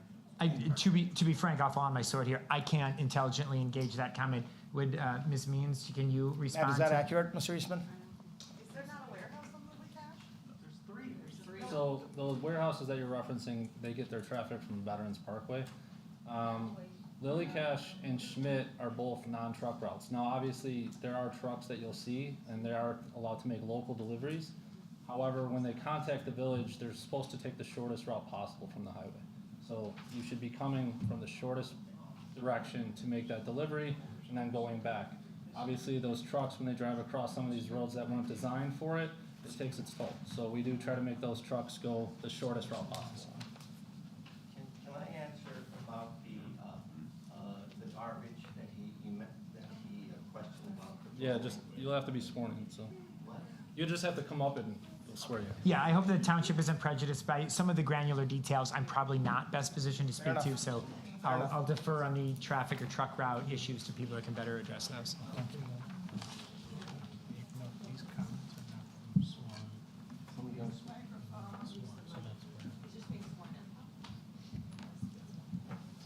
Swear to tell the truth at this public hearing, sir? I do. Please sign in and state your name. The one I want to answer about, it's not. Is this one? No, they- Oh, My name is Gary Marshke. I'm the township supervisor. Thank you, Mr. Marshall. The one thing I would like to answer is about, you commented that there's so much food thrown away. When we go and take pickups from the grocery stores and the supermarkets and everything, we have to take everything they have on the dock, on the pallets. They require, we cannot sort good and bad and everything else. You notice that the food pantry is open 5 days a week. Mainly in the other days, we're doing a lot of sorting. We take the food that we picked up and we sort the good from the bad. We're not going to put out food that is like past the due date or is rotten or anything else. In fact, one of our largest expenses at the food pantry is garbage pickup.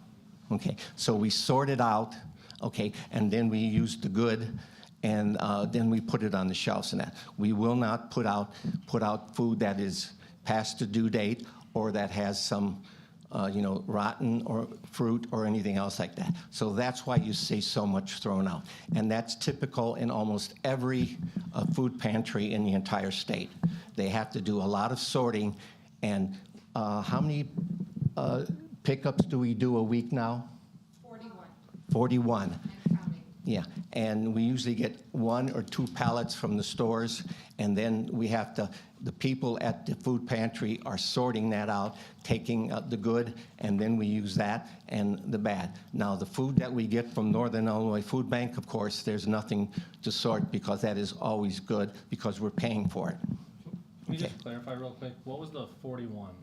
41 pickups from local supermarkets. Okay. And that's the Myers, that's the Jewels, and everything else like that. That's transported by who? What type of vehicle those 41 pickups are doing? I think that's probably the rest of the question. Yeah, I can address it. You go ahead. Further, Bruce. Go ahead. Then you can go. I just wanted to clarify, that's why you see No, so I much. appreciate that. Thank you So, very much. not to insert myself in the question, but I assume the thrust of the question is what sort of vehicles are coming, yeah. those 41? Yeah. Frequency, who's Right. picking it up, what time are they coming in, and so, please sign in, ma'am.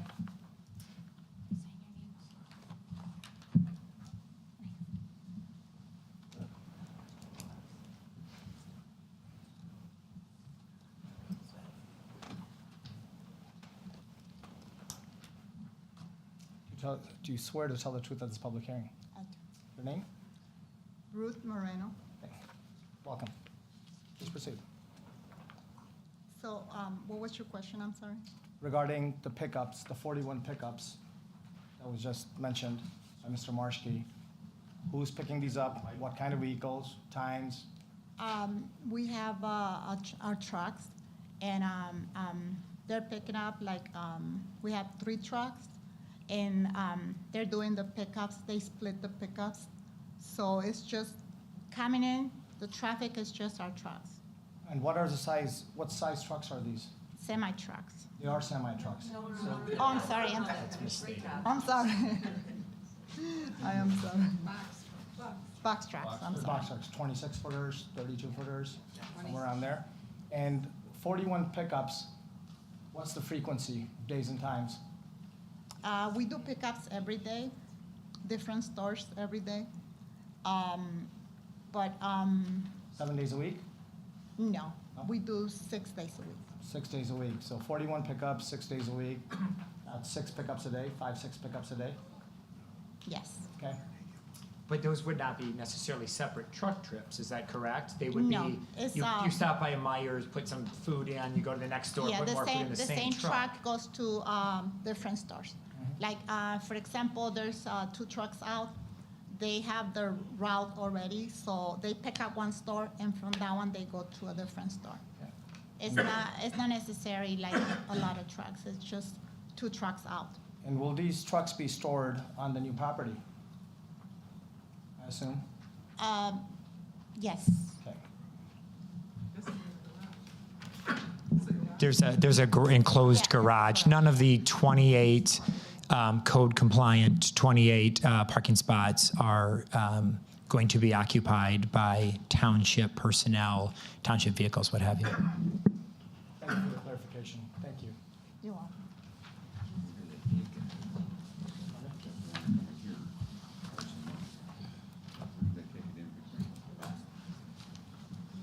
Commissioner Shank has a question. I have a question.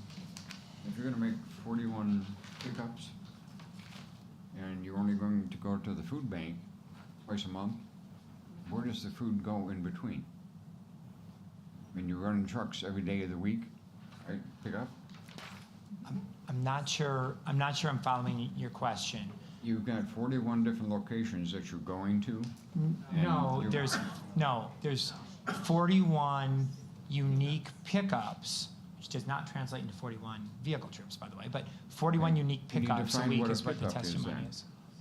A trip to a grocery store to retrieve the food that they make available for the food bank. So you have multiple pickups at a store on a given day? No, that's not that's not what's on the record in terms of the testimony.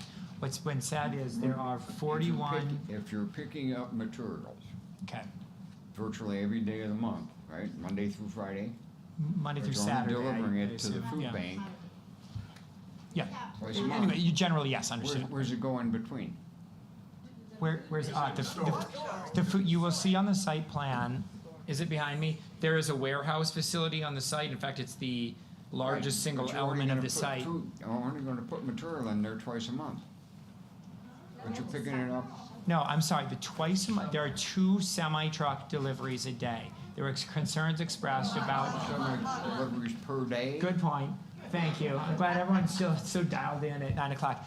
Yes, I'm sorry, my mistake. There are 2 semi-truck deliveries per month. Those are large-scale pickups that are unloaded into the warehouse. The food is sorted in the What warehouse and brought warehouse? into the thing. That is At supplemented. what warehouse? The warehouse proposed for the site, have you, I'm sorry. I will refer you to the site plan submitted by this applicant. So you're saying that. The largest this is not single going to element on the just site be is the 2 ware- deliveries per month? No, I'm not. You're saying that. I am saying there are 2 semi-truck deliveries per month. Those are large-scale deliveries via a semi from the Northern Illinois Food Bank. And I understand. That is supplemented by local pickups from stores via the aforementioned box trucks. That food is also deposited into the on-site warehouse, sorted by staff. We talked about how that can result in the appearance of food waste, which is just sorting out. We're not just talking 2 deliveries to the food bank per month. We're talking possibly, a food bank truck being delivered there every day? They're box trucks. I'm sorry, I'm trying to be respectful. I don't actually understand your question. I am trying not to figure testifying out that there are only how 2 many deliveries a times- month. A week, are we going to have a truck loading to the warehouse? What do we know? I don't know. What is the answer to that? How many per day? 2 per day. 2 per day. Basically 2 box trucks come in. Yes, those box trucks are comprised inside their cargo bays. They have food from multiple stores. So in other words, a box truck goes out, it goes to stop A, puts some food in, is not fully loaded up, goes to site B, picks up some food, goes to site C, so on and so forth. So the testimony that there are 41 pickups a month does, in terms of local grocery stores and the like, does not translate into 41 unique box trucks deliveries a day, a month. We have heard, I guess, the testimony now on the record is that there are 2 of these box trucks a day, not to be confused with the 2 semis per month that also access the site. That's understood. Yeah, okay, sorry. Lastly, staff has asked many times regarding a public safety plan. And again, I want to bring to everybody's attention here, anything that staff has asked for, we said, yes, we have answered it, we did answer it. We have. If we did answer it in its entirety, why are we still seeing it on our report? I'm not sure. We have, so every time we submitted something, understandably, the staff has filed questions. You have a detailed security plan in front of you. The staff's question response to that security plan, the implication was that they were not satisfied with that security plan. Specifically, the security plan is that the facility, in addition to being staffed and services being pre-scheduled, services being offset to avoid residents utilizing different aspects of the facility being there simultaneously. In addition to that, the premises will be armed with security cameras in every public-facing space and also in the warehouse area. In fact, that would include parking lot areas in the interior. What staff had responded to with that is they said, well, that is your current, that's what you do at your current facilities, which is true. And they said, I'm characterizing, forgive me if I'm wrong, is they're saying, well, they had concerns that that security plan was insufficient in light of the 2 stackable washer and dryers and 2 showers around the premises. And again, I'd remind this body that if you share that opinion, the answer is not and need not be a recommendation that the village board reject this multi-million-dollar project. It might be, hey, work with us to install 10 extra security cameras, hardwire them to the police department, restrict your hours of those facilities being available, whatever it might be. But I would like to avoid the outcome where there's some nuclear option here based on a fairly discrete, limited concern. The township is flexible. We have been offering these services for decades. We will continue to work with the village. We think we've got everything on lock. If we're surprised and there's some unexpected challenges, we will tweak our operational plans. We can change hours if there's a traffic kerfuffle on Saturday morning. We're in control of the scheduling, subject to the village's discretion, of course. Likewise, if we found in lived experience that there are security concerns on the premises that aren't being adequately addressed, the township would welcome the opportunity to work with the police department, which, by the way, did not submit a final report in response to this expressing any concerns. But if there are some arise, we will work with them. If you want more cameras, we'll find some money in the couch cushions to put in more cameras. You know, whatever this body sees fit. We would submit to you that we think the plan is adequate. But again, if you don't share that opinion, we're very flexible to work with you to bolster it in that regard. First, for the record, you know, this body here has no opinion in regards to homelessness. Like you mentioned, like the homeless people, the showers, this, that. It doesn't matter. It's an issue. It's the unknown. And what we're seeing here is a trend of just diffusing the questions. That's what I'm seeing, and that's what this body has seen for the past 3, 4, 5 months. So I'm happy to read the security plan verbatim into the record, but I was told that that wasn't You necessary. don't have to read it, Mr. Eastman. What did we ask for, and what was not submitted for that matter? So I'd just like to clarify, obviously, this isn't I'm not the only person reviewing this. This goes to every single department. I would defer the security to, obviously, our police department. And when they reviewed the latest security plan, the response that I received is that it's addressing the services that they currently provide and not addressing services that they are going to provide for the first time. So the concerns do revolve around the new services, if that makes sense. Sure, but just to clarify, because I think the chairman, by the thrust of his question, is perhaps laboring under the misinformation that we did not submit some security plans requested. That's not the case, is that No, correct? there's a security plan that's been provided. It hasn't addressed the concerns of staff. It's not sufficient. Staff identified on October 3rd on a letter that Matt Eastman signed with no police signature. I don't know where the information comes from. I'm saying you because you're the guy that wrote me the letter. On October 3rd, a letter was identified asking to clarify whether or not we were proposing the shower and laundry facilities, which I answered in our October 13th submission and said yes.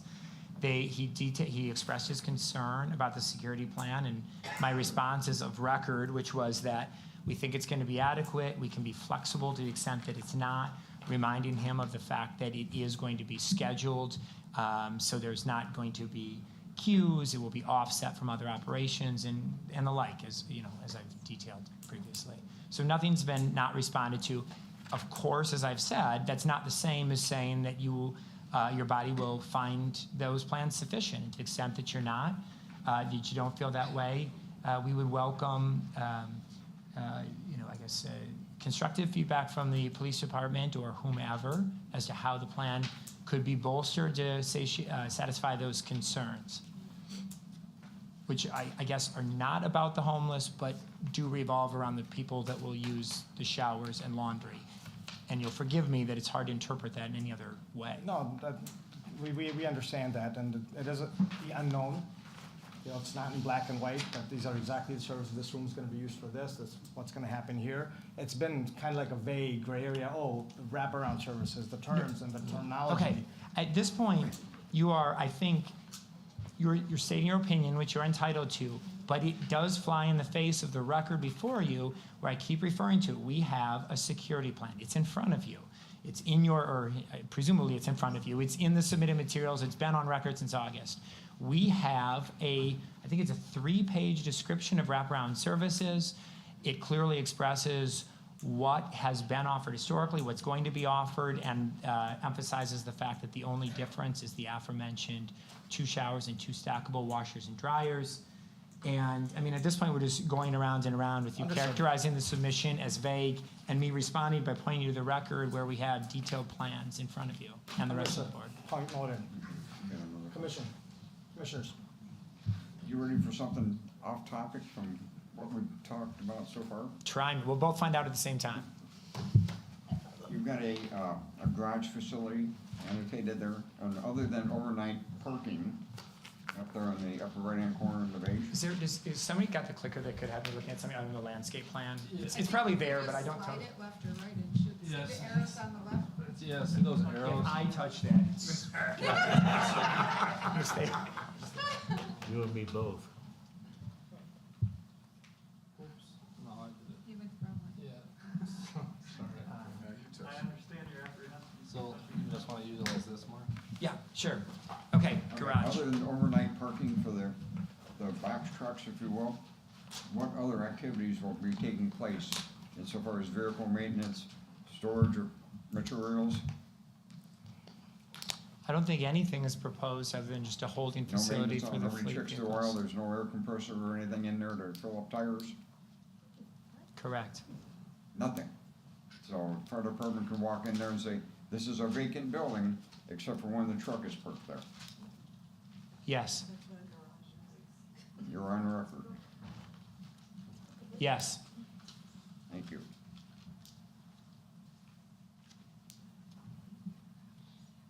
I feel like there's Further like some, questions you're from the having a commission? Perry Mason moment. I'm not, Commissioners. I'm not. Where do I begin? I'll first start with, I got a question here about the applicant's fire truck access plan has not used the correct fire truck for purposes of showing how the ladder truck can enter and exit the property. Thank you. I'm so glad you asked. No, you're not. I have a simple, quick answer. The October 13th submission, the new fire truck was disclosed to us for the first time on October 3rd. We sent our engineering team back to make sure the site could accommodate the newly disclosed truck, and it can, and it's part of the record. It's new Exhibit A7 tendered on October 13th. October what? It's in front of you. Look at third? updated Exhibit A7 showing the new fire truck access plan. A8 is the new semi-access plan. It shows that both can be accommodated. So we responded to that as quickly as we were informed that there was a plan afoot to purchase a previously unknown giant fire truck in the future, and we can handle it. My trip in the future. I love that. A lot of, and I try to keep myself away from a lot of these things before we get to meetings and stuff, but one of the common threads is that people have asked me, why that location? Thanks. Right, is that I don't want to interrupt you. Is that? No. Oh, okay. I got more. So as it's been expressed to me by the township, they observe their existing services. Some are provided 1,000 feet from the proposed site, and some are provided one town over. That's a burden on staffing, that's a burden on the volunteers, and probably most important, frankly, it was a burden on the people utilizing, and there is a fair amount of overlap in terms of the clientele that uses both. It's a pretty big burden on them, many of whom have transportation challenges or single-car families and the like, to go to 2 different places to have their needs met. So the township's judgment was that housing this under one roof would be ideal. The site, we thought was appropriate based on its B1 zoning, its traffic patterns, which are, there is no observed, and this is backstopped by our traffic study, present traffic issues with the site. Certainly the B1 district is designed to accommodate much more traffic-intensive uses than what we're proposing. So we thought it was uniquely well situated. And I might add, I usually represent, I'm usually sitting on your side of the table representing municipalities that are sitting in judgment of these things. So I know it's unspoken, but I recognize the reality that an undercurrent sometimes is that exacting scrutiny goes to non-sales tax generators, and somewhat lesser scrutiny sometimes is applied to entities that generate sales tax. And I'm not casting aspersions, I get it. This site has long, and the township is aware of that hurdle. This site, has it been vacant forever? I don't know, when has it ever been? Okay, so this site has never generated a dime of sales tax to the village. So believe it or not, and maybe experience will prove us to have forecasted incorrectly, but we thought the township, the village would welcome a non-sales tax generating site on a site that had not previously been generating sales tax, as opposed to many of your residents' letters say, hey, move into an existing storefront. My guess is you'd rather have somebody that's generating money for you in those storefronts. So we thought this site, historically underutilized, not utilized, not a sales tax generator, conveniently located to existing township facilities, and most importantly, conveniently located for the residents that are the primary users of the existing services, which again are Bolingbrook residents, and in particular some of the multifamily housing, I think east of the proposed location, we anticipate being, based on current usage patterns, fairly heavy users of the site, and so it's conveniently located for them as well. We also think that convenient location will cut down on vehicular traffic. And this has nothing to do with your question, I just thought of it though. I know. We also think that our future operations will generate less traffic than the existing facility, because the township, as is the rest of the world, is ramping up their food service delivery and online ordering options. So people in the future will not necessarily have to, on a one-for-one basis, come to the location, much in the same way that I can now order groceries at Walmart and either have them come to me or swing by and pick them up. That will be able to happen here too. So there'll be a number of off-site deliveries using regular vehicles, not semi-trucks, from this facility. So we think it's ideally situated. This isn't one of my questions, but are you talking about DuPage Township will offer like Uber Eats? Yes. Or, so, was it Webbit? We do it now at Riverstone. Yeah, I'm fogging in some of the details, and our operational people can speak to it, but the short answer is yes. Whether it's Uber Eats specifically, I don't know, but yeah, same functionality. Delivery service. Food delivery services service these sites, yeah. And so the idea is to open a new location in Bolingbrook and close the Romeoville location. Right. So what do the Romeoville location people do? The users that access the site? Yeah. I guess the same thing that Bolingbrook residents have been doing for the last 15 years. They travel a little bit. You just said guess. So would you say that the residents of Bolingbrook, they're underserved? I think if they were adequately served, we wouldn't see an over 70% Bolingbrook-based usership at the Romeoville facility. Maybe that data means something else. I don't know. That is how I would interpret it, yes. I do think there's a community Were need we for this provided service. that data, Mr. Eastman? The 70%, I'm not sure where that's being referenced, but if you could explain it, I'm sure they have the answer. So the data shows that No, we have not been provided that data. more people from Bolingbrook go to Romeoville than Romeoville go to Romeoville? Yes. Yes. It's, I think, I've seen over 70, I think it's 75%. Yeah, to be clear, so the township footprint is not, encompasses some of both communities, yes, but Bolingbrook is, You've got Bolingbrook, you've got Romeoville, I mean, we understand that. yeah, right. However, is this factual data that you have and you've submitted? I'm sorry, I missed that. He's asking for the source of the over 70% data. The same source is called Link to Feed that we gave for the numbers for the month. Wait, just so you're on the should record, be- and you it's, should I be think, an sworn in important if you're point, gonna why don't you speak, come up please. here and speak to it?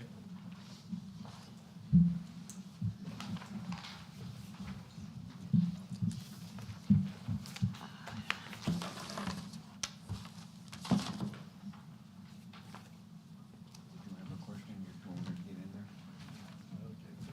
there? Jackie Trenier. Do you swear to tell the truth at this public hearing? I do. Please go ahead. Yes, we use a system called Link to Feed. It's required by Northern Illinois Food Bank for the services that they provide to us in terms of the discounts for food that we receive, that we purchase, that is delivered only twice a month. They insist that we use a program called Link to Feed that gives each household a ID card with an individual ID number. Every time they come to our pantry, we log that visit. That's how we were able to provide you the data for the month of September. And it was earlier, I want to say, in 2022, that we published in our newsletter, which I know you all read, because you used that in your response on October 3rd. In that newsletter, we noted the percentage of Bolingbrook residents for that particular month that we had done the newsletter. So that's where that data comes from. If you would like that presented to you at some future date, I can't pull it off my phone. I wish I could. I can't. But we would be more than happy to do that for you. Can I just ask a clarifying question? Yes. Does every family, are they all required to have that unique ID before they're allowed to utilize the service? So the first time they come to our pantry, Yeah, and this does happen on occasion, that they don't live in our township, right. we don't want to turn anybody away that's in need. So Okay. we will give them a list of pantries that is in their neighborhood, and we will allow them to shop on that particular day. Okay. They do have to self-certify that they're under a certain income, and they have to provide proof of where their residency is. It's usually a utility bill, and we do that for every client that we service, every family. So the non-residents only applies to the showers? Yes, that would be correct. That would be correct. Could I ask a question? Absolutely. So I know we're talking about other pantries in the area, but just to clarify, what makes the potential food pantry different or unique from all the other food pantries that are currently Sure. servicing our area? Absolutely. Your police department. They come to our pantry. When they find a resident in need, your police department comes to our pantry. I personally witnessed that just this year. They came to our pantry during a weekday, not a pantry day, just a weekday. And we provided food to them for the family or the person that they were trying to assist here in Bolingbrook that was in need, that clearly didn't have the wherewithal to find their way to Romeoville. But your police department found their way there. And because we are open Monday through Friday, 8 to 4:30, we are available to assist residents. Now, our pantry days are Tuesday and Thursday and the 2 hours on Saturday morning. But we're open Monday through Friday. There are three full-time, three full-time people. Yes, three full-time people there. And we have volunteers there on days when we're not offering client service, and we have other part-time employees. And just to answer the question about the chairman who saw so many cars at our pantry, that's an industrial corridor. I did not see the cars. Oh, Staff did. I'm sorry. Excuse me, my apologies. Mr. Eastman, many of those businesses there, their employees park on the street. Our volunteers and our pantry employees frequently can't find a place to park because of where we're located. There's just so many I cars work there. over there, they don't park on the streets. They park in the lawn. I'm talking about Romeoville. Yeah. In our existing pantry. That's where I work.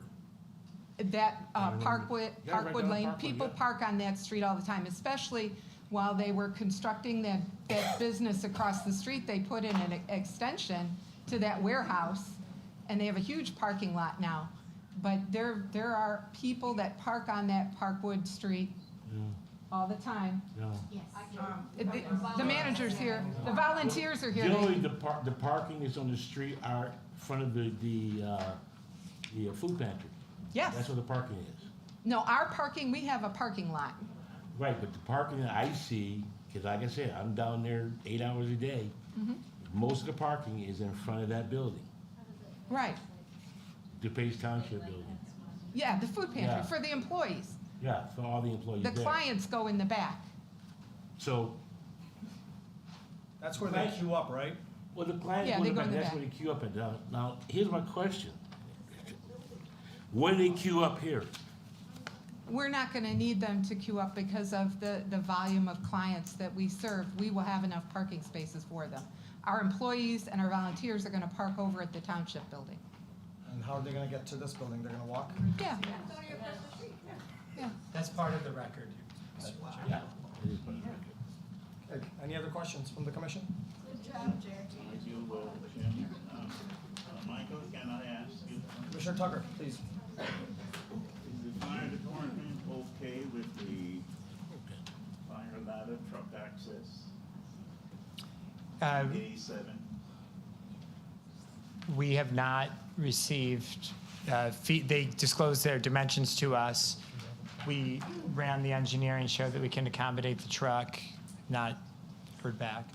And generally throughout this process, we don't hear back when there is not a concern. We only hear back if there's a question or a concern. So to my knowledge, I can test. No official yet, way to go, nothing like that. No one from the fire department said, yes, way to go. That's correct. Technically, it's been said, he was our chairman and Mr. Eastman, that your semi-truck access site plan was not, it was not in Yes. sync with what the village requires. You'd have to come up private. Right, I can't speak to the directional access. I can say the dimensions were addressed in the subsequently submitted revised semi-truck access plan, which is part of the record. Yeah. Yes, right, that's correct. Yes. I'm looking at it here. Good. Yeah, but it has come to our attention that needs to be redone and come up through Canterbury and go back the same way. It's not permitted to make a left on the semi off Lily Cash on the Canterbury lane. Lynn, are you following this?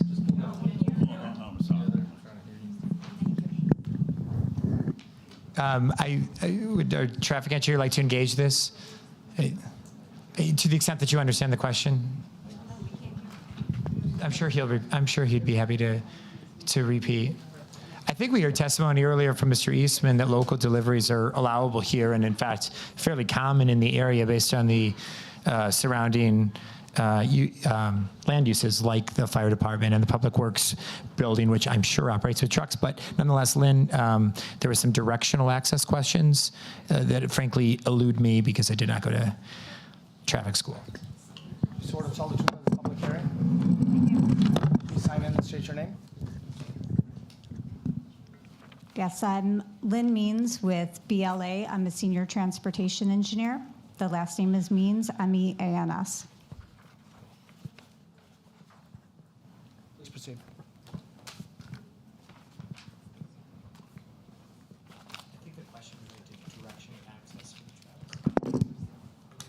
traffic. So I'm sorry, could you, your question was related to how trucks would access the site. I believe that there were current auto turn analysis that were updated by the architect that were resubmitted that showed both the box, I don't know if the box truck was resubmitted, but I know the semi-truck was resubmitted that showed its turning, the full turning movements from Lily Cash to Canterbury into the site, and then maneuvering on the site as well. I'm looking at your A8. Okay, that would be, and that diagram was prepared by the architect. Yes, but I, Sorry, we cut yeah, sorry, sorry. No, that's okay. Lynn's terrific. That was my mistake. It's the only time we've come there.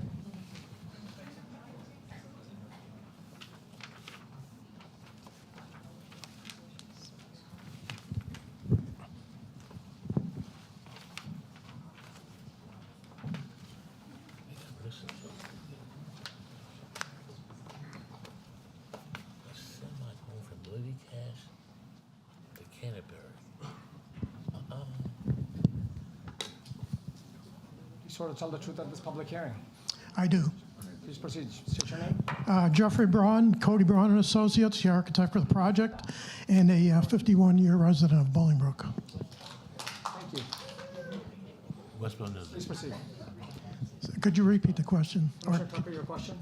They're asking about the direction of access for the semi-trucks. Oh, so our latest design shows the semi-trucks coming off of Lily Cash Lane and going north on Canterbury Lane and accessing our site from Canterbury Lane.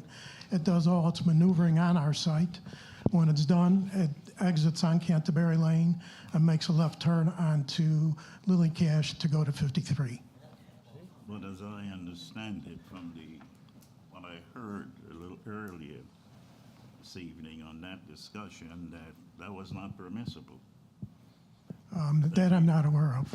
So yeah, we obviously haven't had an opportunity to provide written comments yet, but one of the things we noticed was that it was a left-hand turn and that it stated that it was gonna come from Weber Road. So the issue is, we need to see it making a right-hand turn to enter Canterbury from an east to west direction. That's what we'll need to see. So that'll be part of our comments. Thank you, Matt. And That's okay. so, subject to the significant caveat that we haven't seen the specific comment, is that consistent with the types of concerns expressed and revisions prepared in response to each concern, such that this could be accommodated as well in connection with the village's concern? We would have to take a look at it coming from, you're talking about coming from the east going west and making a right turn onto Canterbury. That I'm not too sure where it stands right now. That may be kind of tight only because they have problems now with all the trucks there. Certainly, that strikes me as a sort of thing that could be made a condition of approval in terms of the direction of access for the 2 semi-trucks per month.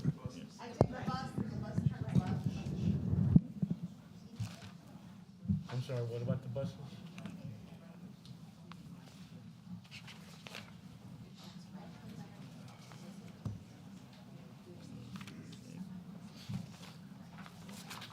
I'm confident that whatever standards are applied to our trucks will be the same as those applied to other area vehicles. I guess time will tell. Thank you. Sure.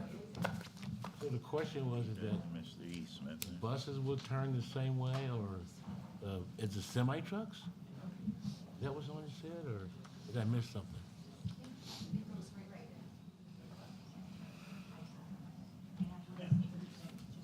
Sure. Yep. I'm sorry, if I can just add one more statement related to truck circulation. Our traffic counts that were performed on a Tuesday for a 24-hour period, they did note that there were currently articulated trucks, which are semi-truck type vehicles, currently that do perform left and right and vice versa, left and all maneuvers at different times of the day. I believe on record, the operations had indicated that the semi-trucks that will service this facility will occur during not operational hours of the food pantry and/or the typical hours of operation. They would be like later in the evening and such, so it wouldn't conflict with operations of peak traffic and such, so that there wouldn't be large conflicts with peak hour traffics on the adjacent Thank you. street. Yep, Thank we you. have that, and we also have the other study as well that we've looked at. No further questions? Nope. Okay. Thank you very much. We're going to go to Thank you. public testimony. Do we have any correspondence from the audience? All right. Let's come on up. We have, You want me to, they kind of like pre-signed up. You want me to call them up? we will do that. Are they allowed to speak again or no? If you've already spoken, The letters count as written testimony? no, we've already got the letters already. If somebody has not spoken, you're more than welcome to come up. You have 3 minutes each, so feel free. No, but if comments were already I'm not understanding. they already If wrote, they already wrote a letter. so they still come up and tell their testimony. So the difference is, this is, you're sworn in and speaking. What I read are just email, are letters and comments submitted, that those are not under oath, those are not, so the commission knows the propensity to give those and would wait. Yes. So this would be a sworn statement. So the first person is Paul Carlson. Do you have the timer thing? Oh, Pardon me, Chair. Chair, yes. we've heard new evidence and new information.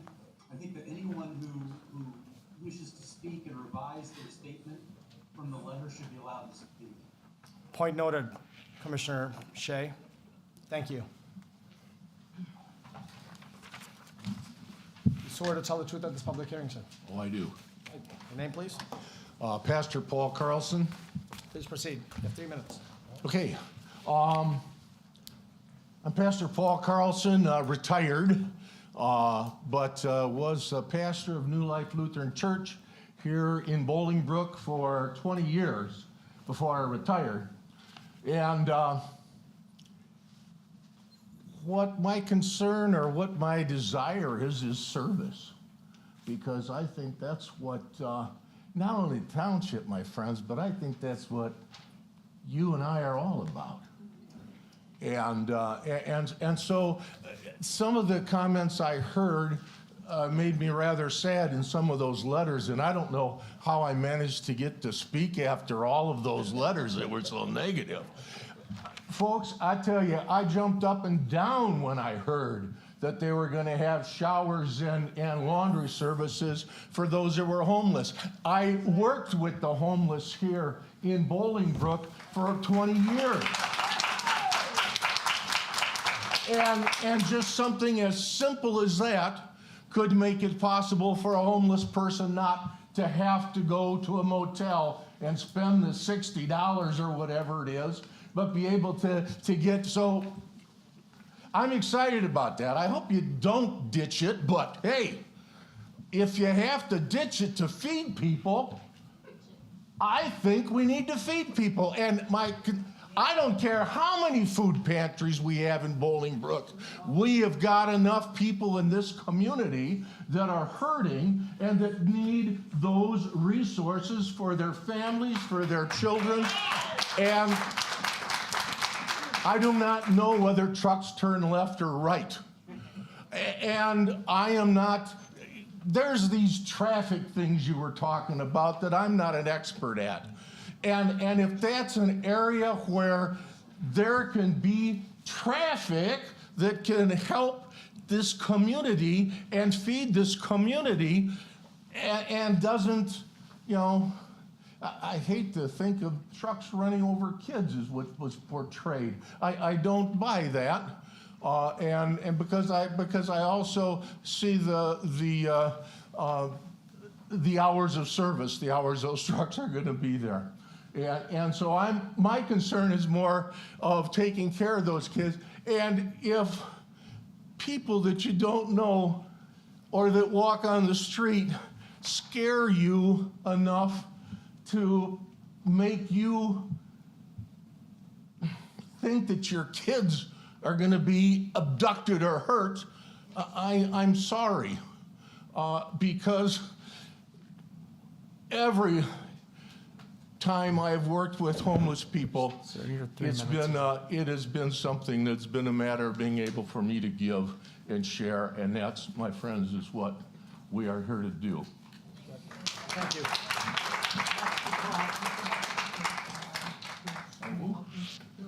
You sure? I sure can. Sorry.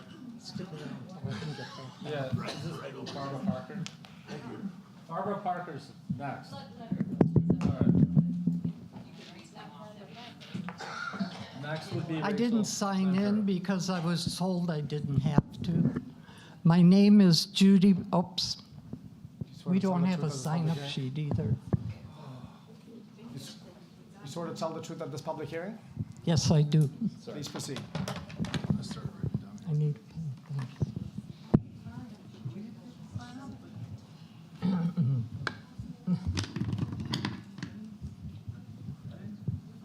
So next would be Barbara Parker, then Rachel Ventura.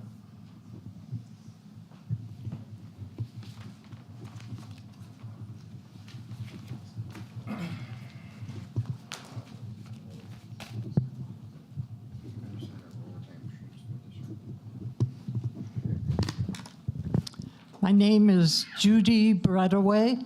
I am a 52-year-old resident of Bolingbrook and a township observer for the last umpteen years. This project started out as a small annex onto the administration building at the current township building on Canterbury. The architect was instructed at that time to draw up construction documents for a sketch for an addition onto the township building.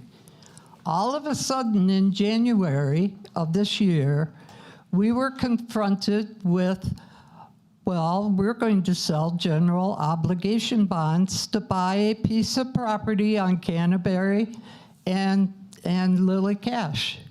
General obligation bonds obligate the property tax owner for taxes.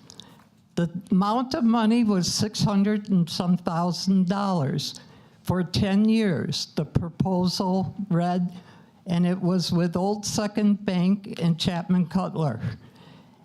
The township supervisor brought it up on the agenda in January under updates of the township food pantry. He didn't say what it was, but he asked for authorization, which he claimed he got at the annual meeting last year, that he could go ahead and obligate the taxpayers for $10,000 or for general obligation bonds for 10 years.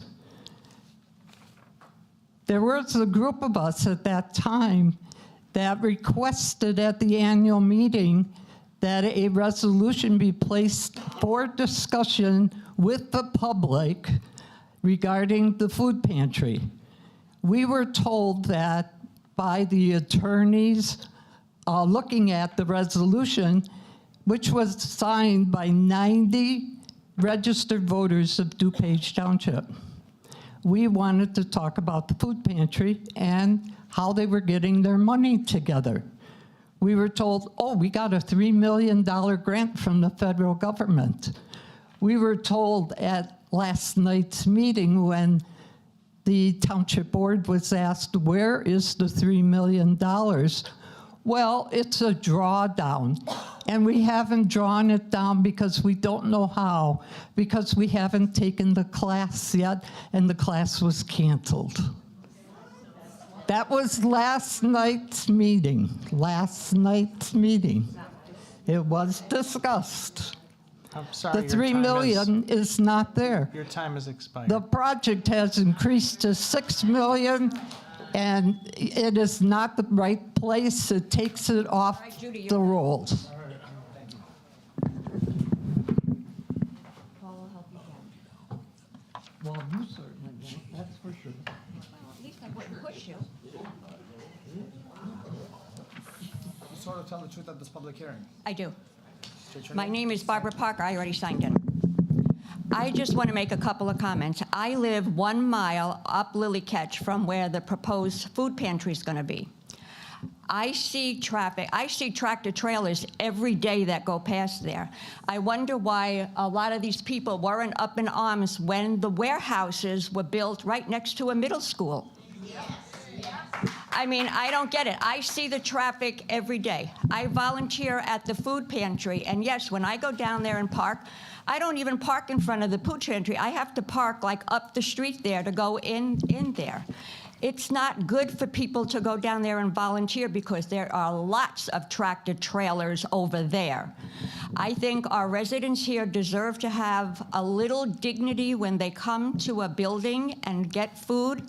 They don't need to be shot down whether they're homeless or not. We got to take care of all of our residents here. And I hope you do what's right and approve this resolution. Thank you.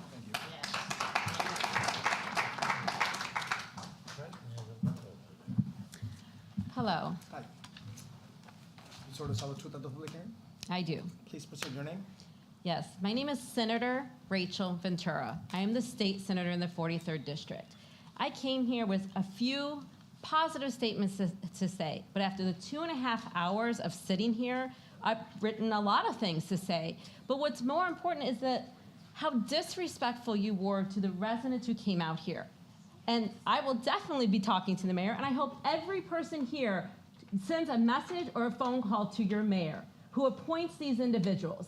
Because this is the charades, the freezing cold room, the emails that you read in before record, before the public hearing, before the public comments began, that's not appropriate. It's not.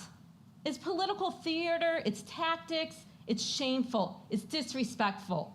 We need a government that works for everybody, and that means coming here without predetermined opinions and unbiased. So to give a little history, I served on the Will County Board and sat on land use for 4 years. I was the vice president of a forest preserve, and I may take a point of privilege on time here. I sat in your positions, and I've looked at these very similar documents and made decisions. And the attorney very clearly stated several times, your obligation is to follow the laws and procedures that are put before you by the Bolingbrook Village, by their ordinances. If you have an issue with a plan that has brought before you, you have the right to ask for conditions to be met. Outside of that, you open yourself up to litigation of the village, of anyone to sue, a business, a government. If you decide you're gonna look for alternative reasons, biased reasons, whether a truck can turn right or left, whether there's a shower or not, you have the right to determine you don't want those things if it's in line with the village ordinances. And your senator should not be standing up here explaining that. It is embarrassing. So now to some of the points that I came here to say. 70% of the people live in Bolingbrook. There are residents who use this food pantry. If you're in doubt of data, then you can ask for more data. And your staff has asked for lots of questions to try and exhaust the reasons to vote no against this. But if you need more data on who uses it, you can ask them for the full printout. They're a government agency. You can FOIA all of it. And you can get the data yourself. But 70% of your residents use the food pantry of Bolingbrook. So make it more convenient for those individuals. Government should be serving the people. It's placed in the center of the township, close to government services and offices. So as they're coming to Village Hall, the police station, maybe they can pick up some groceries on their way home. What a novel idea that our government actually provides for its taxpayers. Helping individuals and families right now who need assistance is crucial, not just the homeless. We are seeing this at the state level. We have provided a lot of dollars for home services, for food services, and more. Mostly because inflation and Your price time has gouging. expired. I am going to take some points of privilege here as your senator, if you do not mind. Go ahead, please proceed. Guys, please. Calm down. Before I became a senator, I was a single mom. I worked 2 and 3 jobs. When I moved back here, my family was housing insecure. I'm asking you to have some decency in giving these individuals decency so they don't have to be embarrassed to get food for their family, that they can do so in a way that maybe they can take a shower or use a wash machine to wash their clothes. And yes, if they're homeless, they can go then get a job and provide their own taxes to our communities. These are things that we want, but more than that, we want the human dignity.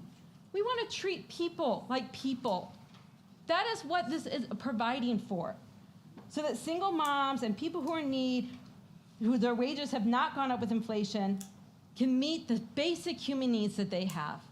And I'm asking each of you to have some dignity in that.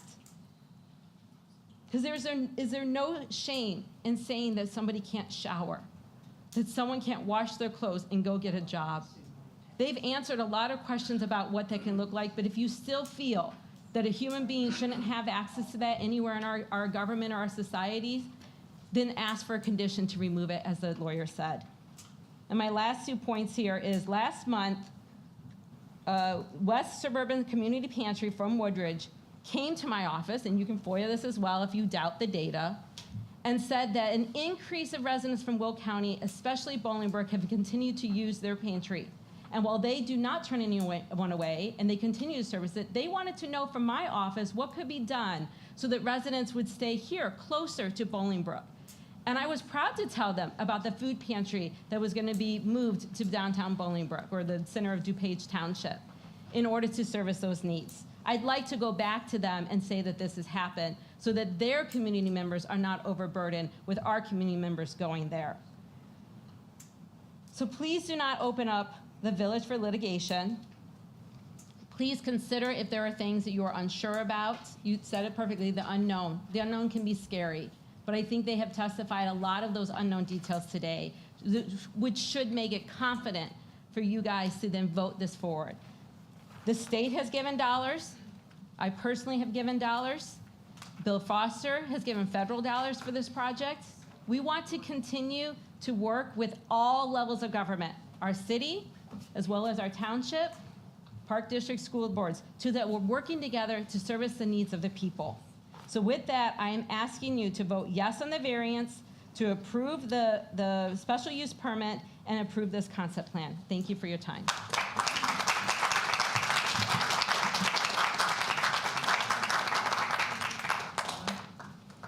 Thank you for your time, Senator. And certainly, you know, being a senator, it doesn't suit you to come here and threaten us with litigation. So it's Carolina Strack, and then Linda Ellis, and then Pat Rana. Sorry if I'm... She just did a mic drop. She walks out the room. Please say your right hand. Do you swear to tell the truth at this public hearing? Yes. Thank you. What's your name? Carolina Strack, and I've been a Bolingbrook resident for 7.5 years.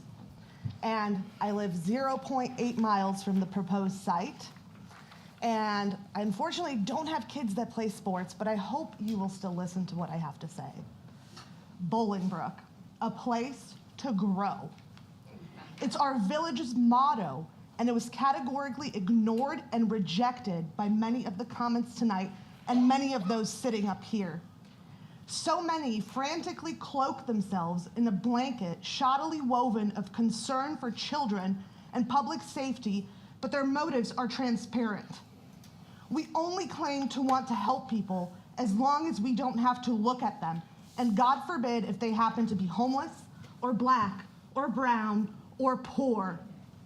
But hey, who could be against the safety of children? Make no mistake, nothing has a more detrimental impact on the well-being of children and the safety of a community than undressed needs like food insecurity and poverty. I cannot wait for everyone who cowers at the thought of the resource center location to find out that there's a pawn shop and a second unofficial Bolingbrook police station right across the street from the high school. Because that's where Bolingbrook police is for most of the day, at the 7-Eleven across the street from the pawn shop and the high school. The copy and paste emailed comments that took over an hour of our lives away earlier tonight are just a smoke and mirrors show by a soured group with an abundance of time on their hands who didn't get their way at the township annual meeting. The outcome of that meeting was clear. Township residents overwhelmingly voted in support of a food pantry. That's a fact. What else is a fact is that nearly 6,000 Bolingbrook residents live in poverty.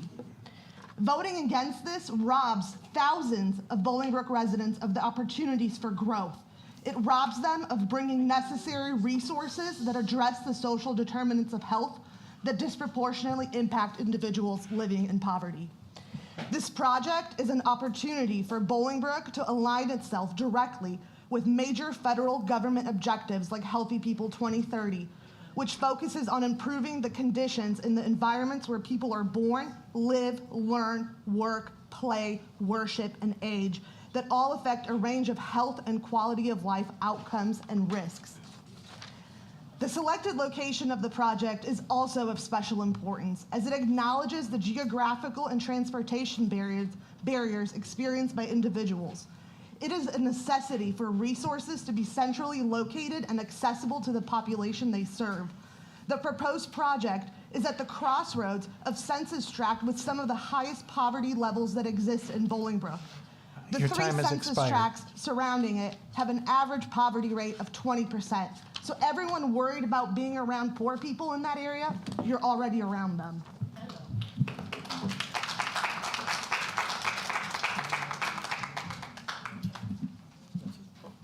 Sorry, I think someone accidentally turned this mic off. You know, Mr. Chair, I asked a question earlier, and I don't really think I got Linda an answer Ellis to it. is next. When I was saying about this location, I love the idea of a food pantry here in Bolingbrook. Everybody I talked to was only talking about I'm just gonna take a Lily picture so I Cash can see it. and Canterbury. That's it. Nobody said anything about, no, we don't want showers, no, we don't want toilets, no, we don't want this, no, we don't want the homeless. All they told me was that they didn't want it in Lily Cash and Canterbury. That's it. Is there another location that could have been viable for this besides that location? No? No? That was the only question I had. You can ask if you can answer if you want. I mean, I'm just curious. Mr. Chairman, I'm happy to respond. I did otherwise, whatever you want. I can respond. Do you need this question answered? Because we're in public comment right now. I can wait till later. You can correspond via email, please. Wait till later. Yeah, We've just already wait passed till the later. agenda Yeah. for that. Can I ask? Please raise your right hand. Yeah. You swear to tell the truth of this public hearing? To respond to I any of the do. comments. Gentlemen, My may name please is have some Linda order. Ellis. I'm a 35-year resident of Bolingbrook. I love this village very much. I've raised my children here. I've grown as a person, many friends, many opportunities to experience the Bolingbrook experience. I am not opposed to helping people in need. Let's get that straight first, because that just seems to be everybody's war horse tonight. We are not against helping anyone in need in this village. What I am opposed to is the location where you're trying to provide this help. It's inadequate in size. It is already coming to a busy, very populated area. Traffic is ridiculous. I live in Town Center Park. I've lived there for 20 years. Each year, it's more and more difficult to get in and out of my area, depending on, it doesn't matter which way I go. It doesn't matter if I walk. I'm recently retired. I do a lot of walking, going to the library, walking around the village hall, different things to enjoy on a nice day or a day outside. It impedes me, the traffic. I talked to the chief of police recently. I had coffee with the chiefs and expressed my fear of the traffic flow there. It's no different on Canterbury and Lily Cash, no different. It's worse there. Trying to drive to go to work in the morning when I was working was difficult. If bus traffic was there, this is early in the morning. You have to back up. There's no way to get around it. You know, nobody wants anyone to be hungry, dirty clothes. We're not afraid of that, not at all, people. So get that out of your head. It's not about not feeding families. That's all wrong. What's wrong here? Location. When it's already a congested area, firefighters on one side of the road, police department on the other, schools, businesses, banks, residents. We all need to grow. We all need to share. We all need to prosper. How can you do that when you're completely adding more and more and more to an already busy area? It doesn't make sense. It's not safe. It's logistically, makes things much more impossible. I just feel like, we need to slow things down and quit being so heartfelt about turning our nose up at people that need help. Any one of us could be in that position. I hope to God not, but any one of us could be. But let me tell you something. I think I'd feel more for myself if I got up and looked for a job or looked for something to help better myself than always expecting to have a handout or somebody to help support you. There's a lot of things that need to be addressed, and that is one of them. Your time has expired. Thank you for your ma'am. consideration.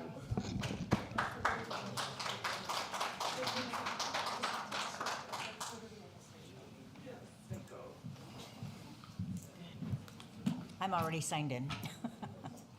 You swear to tell the truth at this public hearing? Yeah, I do. Your name? My name is Pat Rona. I've been here 29 years, and I live on Fernwood. Like Linda said, and the gentleman on the board here, it has nothing to do with food, has nothing to do with showers, it has nothing to do with laundry. It has to do with location. In a meeting, Gary Marshke said that 70% of the people that get food from the Romeo Food Pantry live on the east side of Bolingbrook. Why isn't it on the east side of Bolingbrook? There are places, this place is too congested. You've got parking on both sides of the street. You've got one lane going each direction. You've got your emergency vehicles. You've got left-hand turns, both on Lilycash and Briarcliff, that are terrible to make, that just sit forever. Nobody's denying anybody any food, any services. It's the location. Thank you. Thank you. Anybody else, Matt? Yeah, Yolanda Alvarez? Sorry. Is there Yolanda? I didn't see anyone out there. Let's move on. Yeah, you can sign it. Mario, I believe, was the husband, so Joe Giamacco would be next. Somebody else was signing? There's three of us that are, should I wait? There's a line. We're in a line.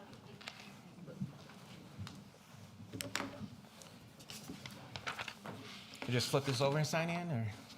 Yeah. It's if you full. run out of space, yeah, you could just Yeah. sign on the back. Just name, address, and email or phone. Email actually is fine.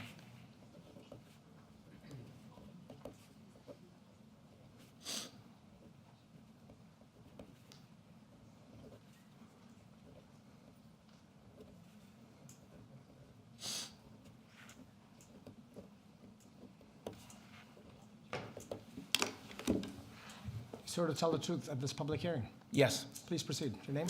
Yes, my name is Andre Moten, and I've lived in Bolingbrook here since '97 in the Town Center Park. And I guess what I want to say is I agree with a lot of the other people here. I grew up on the west side of Chicago. I've had family members that have gone to food pantries, things like that. So I do understand the need for having those, but it's just here in this area. This evening, I went to go grab food for my family before I came here. Took me 15 minutes to make a left turn onto Lilycash, and that was during what they consider a light day for traffic, or a light time for traffic. I think just that location right there would just make it a little bit harder for people that are here in the area. There is a bunch of open areas over here by the bank on Lilycash. I don't know if that's not available to build there. I think that might be a better location truck-wise, as well as for people getting in and out. I don't know if that's been looked at or not, but I agree that there are a lot of people here in this area that do need a facility like this. I think it's a good idea to have something like this. It's just the location. And I think that's what a lot of people that, even though a lot of my neighbors have mentioned, that didn't get a chance to come up here, but that's just the main thing. It's just the location, I think, is gonna add more stress and congestion to the area. That's the only issue that I have with it. But thank you for your time. Thank you very much.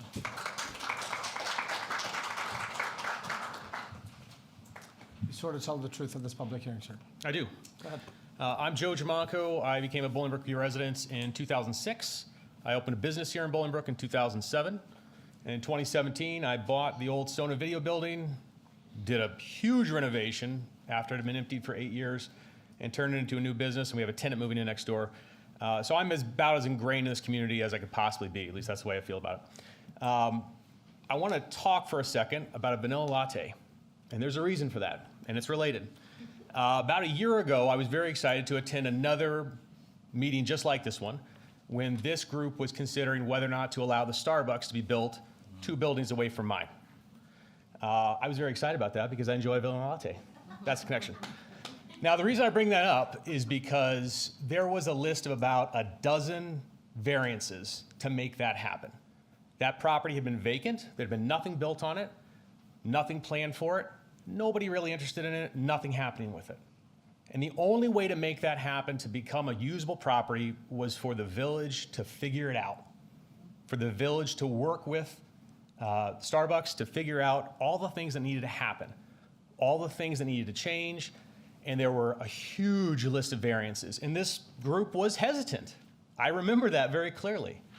But you saw value to it, and you saw it was a good thing for the village. So I'd like you to take that kind of attitude with this, because for some reason I feel like there's a temperament that this is something that isn't wanted and it hasn't been considered with that same level of passion as getting me my vanilla Starbucks. I think that this is something that can be done. I think it'd be good for the community. Hearing that 70% of the people that go down to Romeoville use it, that are from Bolingbrook, that's a huge number. And we have a great number of food pantries here in Bolingbrook that are dedicated people. There's one challenge that comes up with, I think, all of them, and that's that all of them are run by volunteers, by churches. All of those groups, unfortunately, could be gone. They could have not enough support, and they could be gone. The added benefit with having the DuPage Township Food Pantry built here in Bolingbrook is that you've got a government body making sure that the doors stay open. I think that's tremendous value to the community. I think this is something the village can work out, and I'd ask you to take that into serious consideration and figure out those details to make this project work. Thank you.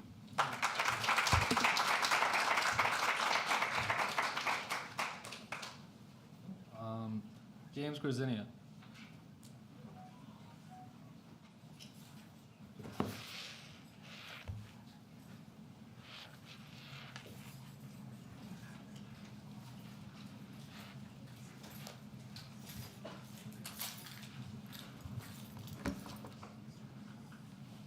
I've already signed it. You sort of tell the truth at the public hearing. Yes, I do. Please proceed. My name is James Grazinia. I reside at 336 Bolingbrook, or 336 Drake here in Bolingbrook, and I have been for the last 31 years. I have had concerns about the DuPage Township Food Pantry coming here into Bolingbrook, and I've made my statements known initially. My biggest concern is the location of the area. Some items that were brought up during this that I need to have addressed, and I believe that the village zoning board should ask questions and before giving any answer to this. With the township shutting down the Romeoville facility, what are you going to do with all the snow plows and the trucks that are located there? Where are they going to be located? 1. 2, as a comment that was just made, the township shut down during COVID, including the food pantry. Other locations and charities and churches here in Bolingbrook did not. The location that they're proposing here in Bolingbrook is literally smaller than the one that they have in Romeoville. How are they going to provide more services out of a smaller building? The question about the semi-truck coming from the NIFB twice a month going overnight, please let me see that agreement from the NIFB that they're going to be doing overnight food deliveries, because they deliver during the day. The question that no expired food is ever utilized, I'll be honest with you, as any food coming out of any store from a food recovery standpoint is going to be at expiration date at a minimum. They're not going to give it all out. I agree with you, spoiled food, rotten food needs to be thrown out, cannot be given to anyone. 100% agree. But the fact that you are getting expired food, and by law, you have up to 6 weeks to provide it if it's refrigerated.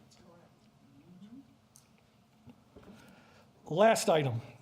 I have here copies of, I am not going to state why people have signed this. This is a request to the board to reject the location of this. There's 10 copies, 12 pages, 120 signatures. I am not going to state from why, who, everyone signed, and what their reason is. It is just a petition to the board. I have 10 copies. I'd like to present it to the board, be added to the record if possible. Mr. Eastman?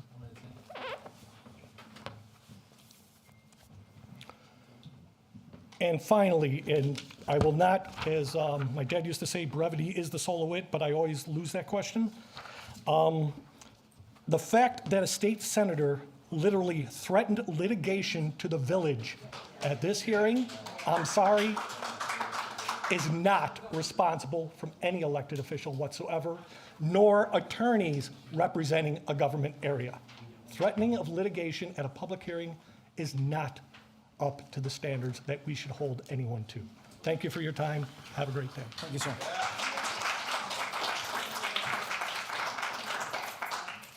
Sorry. How many more do we have, Matt? About 10. Diane?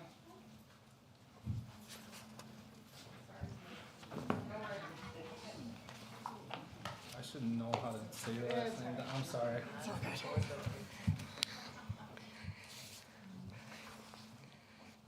So we're gonna swear me in? Yeah, man. You swear to tell the truth at this public hearing? I do. Please. Diane Klepfer. I've been a resident of Bolingbrook since the 1900s. I do have a couple concerns about, if they're gonna build it, they're gonna build it. If you're gonna allow it, you're gonna allow it. I have several concerns. One is that the township is not actually being transparent with you. At a township meeting 2 months ago, supervisor admitted there were 40 homeless individuals that registered at the township for benefits, which is great, and now today it's 12. So just that one little thing makes me question every little thing about their transparency. I'm also concerned about these traffic studies that have been done. I understand the township is not going to operate these things during school let out, which is great and all that, but no traffic studies have actually been done while school's in, during a normal business day, maybe during an early let out day. How about a solid week? I know it seems excessive, but anybody that lives here or works here or goes through here knows how much traffic is on Canterbury. Not just Canterbury and Lilycash, Canterbury and Briarcliff. It's a lot of traffic. And then I have another concern that there's not enough parking at their proposed site for all the services that they're going to offer there, not just food pantry, but everybody coming in for all the other services they're going to offer. I don't think there's enough parking. We know what's happened with some businesses that have opened with not enough parking. So I know that I don't know what the rules are. That's not for me, that's for you. And also I would like to urge you to keep an eye on Bolingbrook residents. Unlike Senator Ventura, I live in Bolingbrook and DuPage Township, and I pay taxes here.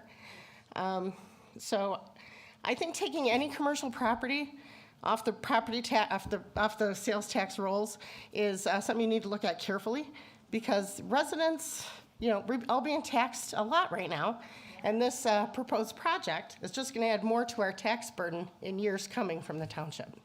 Thank you.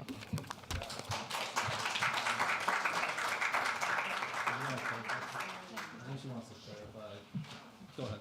Yes, please. Thank you. Jackie Trenier, I've already been sworn in. I too sat on the land use committee at the county. I am a county board elected official. And anytime something's being brought forward that, is new or different, whether it's a solar panel, it doesn't matter what it is. If it's a change to the existing landscape, people get nervous, and especially the people who are right next door. But when it comes to traffic, I find myself the most traffic in Bolingbrook on Boughton and on Weber. And in fact, specifically at the intersection where the new Starbucks is going to be. And I have personally observed the Starbucks on 53 and Remington having a line literally out of its parking lot, around the corner, up Remington and onto 53. So, I understand, they provide tax revenue, and we sorely, sorely need tax revenue in this town. I can't state that strongly enough.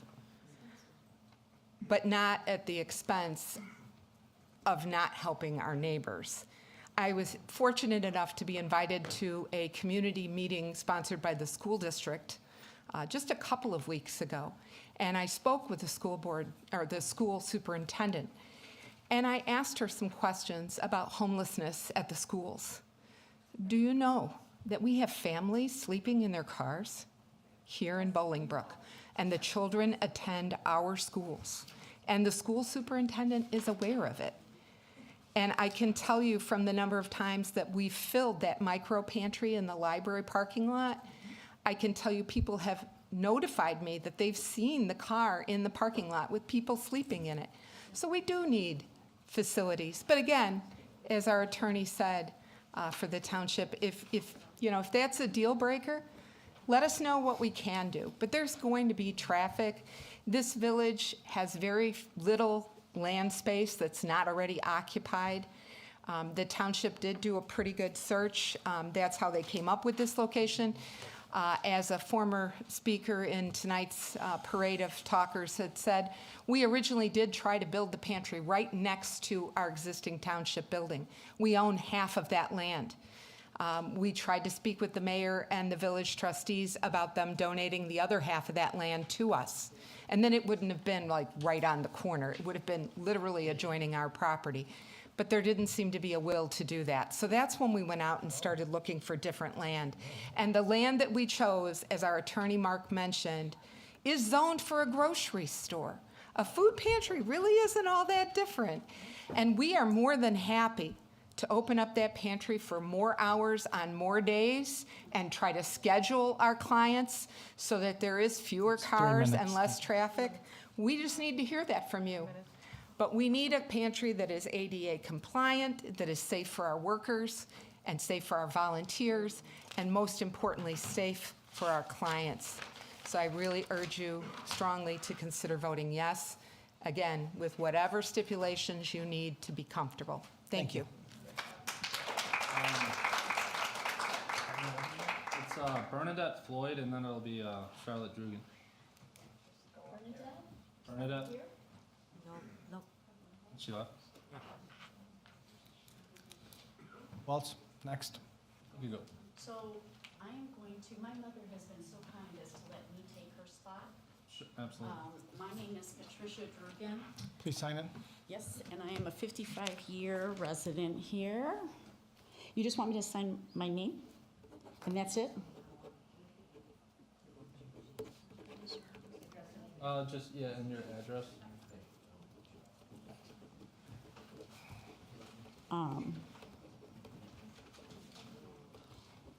Sorry, it's a long address. Do I have to put Bolingbrook? Can I just leave the rest of it? Just the street is fine. Right. You swear to tell the truth at this public hearing. Yes, I do. Please proceed. So first and foremost, I want to thank you guys, the commission here. I appreciate you guys so much. I know that this has been dragging on for a long time. I want to thank the people who have been opposing, some that I feel are for some very legit reasons, and I also want to thank the people who are here to support. I am one of those people that are here to support the food pantry. And so I am one of the people that actually lives right in Riverstone, right across the street from where it's going to be. My experience is different than some of the other folks in here. I've never had an issue getting out in the morning to get to work. I will say that I 100% agree with, and the majority of the letters that you read today also agree with, we need to have a light at Canterbury and Lily Cash. That's been needed for the last 20 years. And so, and the crosswalks should have also been there for all of the children that everybody's so concerned about. And the one thing that I want to say is that I am one of those people that was homeless and living out of my van right after COVID. The majority of the people, there's a ton of us in Bolingbrook. We are working. We are going to work, but we're also dealing with exorbitant costs because of the gas, the food, and all of the things that have been marked up like 400%. And so I pray that you guys will do the right thing. And I understand why some folks don't want to have showers, but at the end of the day, there are so many more than 12 people that are homeless in Bolingbrook. As a person who's politically running around like a chicken with my head cut off, I'm at the library. I'm talking with the homeless people that are coming there so that they can use the bathroom and simply use the sink with the wash rag to wash up, to make sure that they're okay. I'm good now because I've got an apartment, but I live in Riverstone. That's one of the poor government buildings that folks are talking about, and I'm gonna be honest with you guys.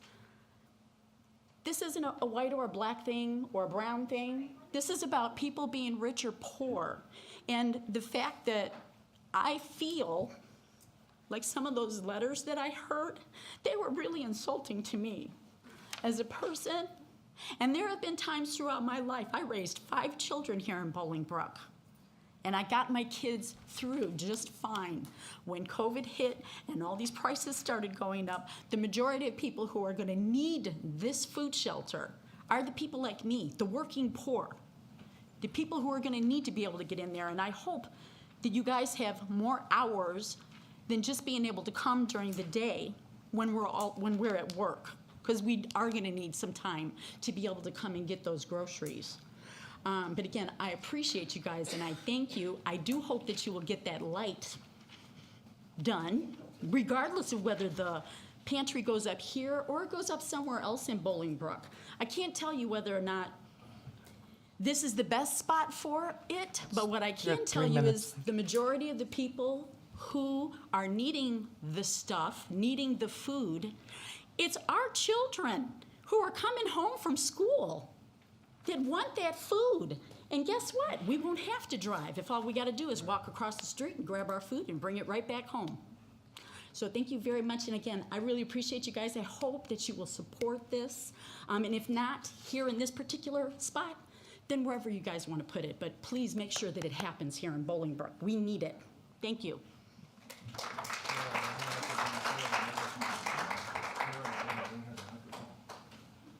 Okay, is that the last one? Where are we in? Carol Penning is next.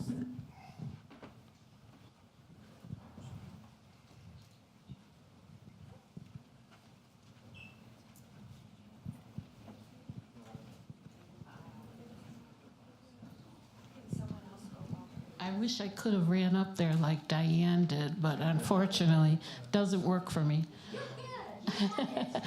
Please, I need to raise my right hand. Do you swear to tell the truth at this public hearing? I do, thank you. Please proceed. Thank you. I did make my comments noted in reference to not saying anything against a food pantry in Bolingbrook by DuPage Township other than the location, which seems to be the focus. So I don't want to be totally redundant, but I am going to address homeless. Now, anyone who's known me for years and years knows how much I love the people in the community, and I have worked diligently to help people in the community, and I've helped a lot of people who are poor in the community. So that cannot come in question with anything that I'm making comments on. I just want to say to you that I do have a personal concern for the residents that live in the general area of the proposed site. For the safety of the residents, the children, this simply is not a good location for the project. Wherever your pantry is located, for the safety of your staff, DuPage Township, it would be unwise to have a shower and a washer and a dryer in the food pantry resource center for homeless people, unless you bring in someone like Pastor Carlson. Pastor Carlson, are you sleeping? Okay, because I think you would be good, because I have here, some time ago, I did a request from the Village of Bolingbrook via Freedom of Information, and the dates that I did it were, I was looking for incident reports having to do with people in Bolingbrook that are homeless, okay? The incident reports were from January 1, 2022 to June of 2023, because that's when we were having our first hearing. I have to present, and I'm sorry I couldn't make copies for each one of you, but there's over 300 incident reports that are here that have to do with homeless people. We are not saying that homeless people, there's mothers, people who do not have mental issues that are dealing with homeless situation, but there are people who have mental issues. Why are you confused? I guess I'm confused because when you have Excuse me. incident Excuse me. that is had an incident in Ma'am? No, Ma'am? these are incident reports as it relates to homeless. And what my point is that there is a concern for safety when the staff of DuPage Township is going to be working with homeless people. So my point is that if you bring someone in like Pastor Carlson, That would be 3 minutes. Thank you. okay, thank you. I'm Thank you, just ma'am. saying that would make it safer for the staff of DuPage Township. Thank you. I believe the next person is Sue Harvey.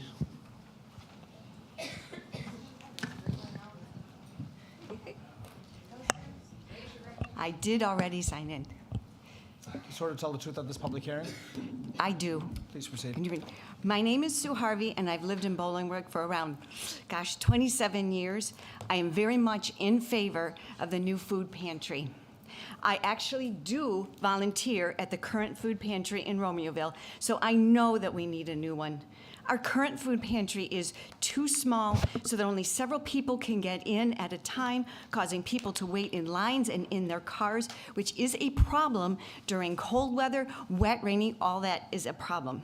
The same small size also makes it very difficult, if not impossible, for people in wheelchairs and having other types of challenges. We do want to address that because everybody deserves to have their needs met.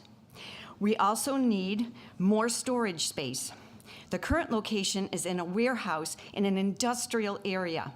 And as a volunteer, it's very uncomfortable for me to go there, and especially as a woman, and I do have to park down the street away from the pantry and walk to it. If it were in the location here, I could walk 3 blocks because I would feel comfortable and safe there. I would feel fine. So, also, as a volunteer, I've had the privilege, an absolute privilege, to help my fellow residents. They come from all walks of life, which I'm not hearing in these letters and such. They're from all ages, they're from all genders, all ethnicities, and socioeconomic backgrounds. They are not these scary, unknown people. They are ordinary people like me and like you who've just come across hard times. And for the most part, they are so appreciative, and I feel privileged to be able to be part of helping them in their time of need. The truth is, the number of people needing food assistance is growing, and I know that from people that also do work in my church. My church food pantries are having difficulty with it. The amount of food assistance that is needed is growing, and there is not enough to meet the needs of the people. And it's not going away too. Despite what you hear about there's this church and this micro-pantry and this stuff, the fact is these residents have to go to more than one place, several places, in order to get their needs met in a month to feed their families. And the unfortunate reality is that many Americans, many residents, myself included, and many of you here, are just one car accident, one divorce, one medical condition, one loss of a job away from needing food assistance. My hope is that the village of Bolingbrook understands the reality and takes a proactive rather than a reactive That's 3 minutes, thank you. approach.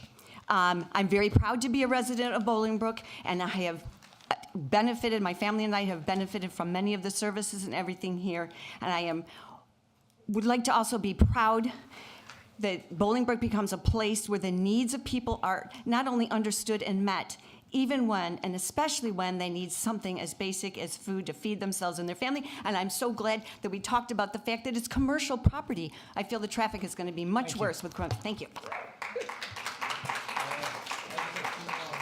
That's it. Okay, two more? Two more on the There you go. list, and then whoever else wants to speak. Lynn Means, I'm sorry if I can't see that. Lynn? Oh, you, sorry. I cannot read that next name. 1822 Martin Road. Is there a resident from here? That's Jeff, Oh, that's Jeff's signature, sorry. And anyone else who wants to speak that's waiting.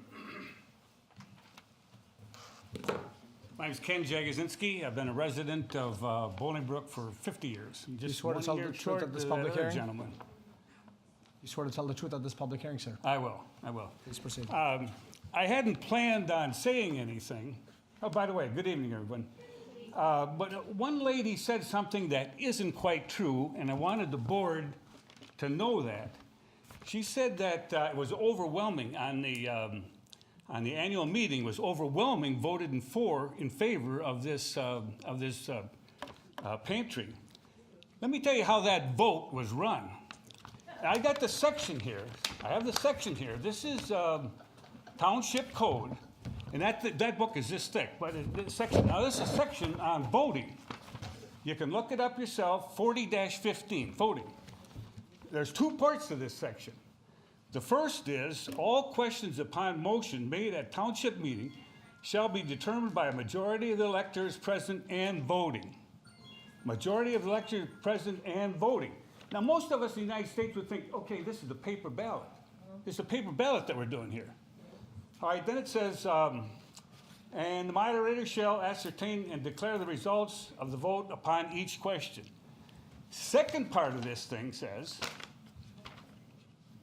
when the result of the vote shall, upon the moderator's declaration, be questioned by one or more of the electorate, the moderator shall make the voters make the vote certain by causing the voters to rise and then count them. That's now. How many were at that meeting? All right. How did this go down? Huh? We stood up first. We stood up, and then who counted? Excuse me, the vote? sir, you are addressing the board, not the Oh, public, I'm sorry. please. I'm Pay sorry. attention here. All right, I'm sorry. Do not engage with the crowd. There was no voting at first.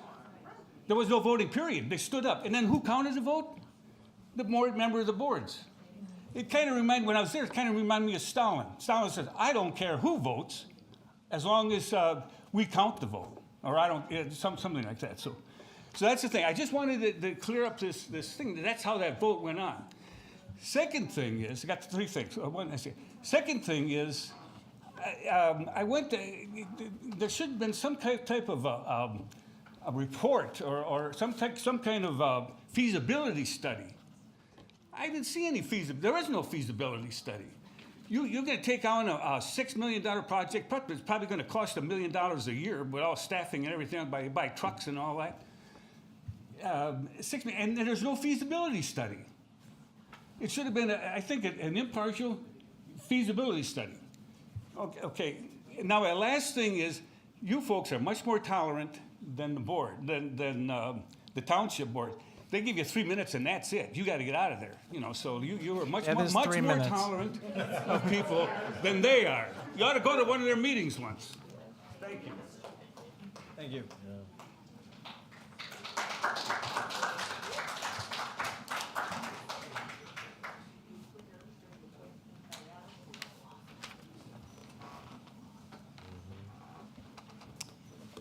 Hi. Oh, You swear to tell the truth at this public hearing? I do. Please proceed. My name is Ann Murray. I live at 148 Lancaster right here in Bolingbrook. I just had a clarifying question. Mr. Eastman, I think. At the end of your presentation, I didn't hear if you said I do support this, I don't. Said I was not going to make a recommendation for approval. Okay, thank you. I couldn't hear what you said. Okay, that helps. Thank you. And then I wanted to just very briefly say that I have as somebody mentioned, during a divorce, needed to go to a food pantry. I do support the need. I do not support the location. It's a horrible location. I also want to ask the board, when planning things in Bolingbrook, to be cognizant of these big trucks going on roads. It is getting more and more congested daily, and these big trucks on residential roads are a big problem as time goes on. I know that's not the only issue with the facility, but I would support the facility in another location, but not that one. It's just dreadful. Thank you. Thank you. Mr. Eastman, what else do we have? One more? Two? Whoever's staying. Hi.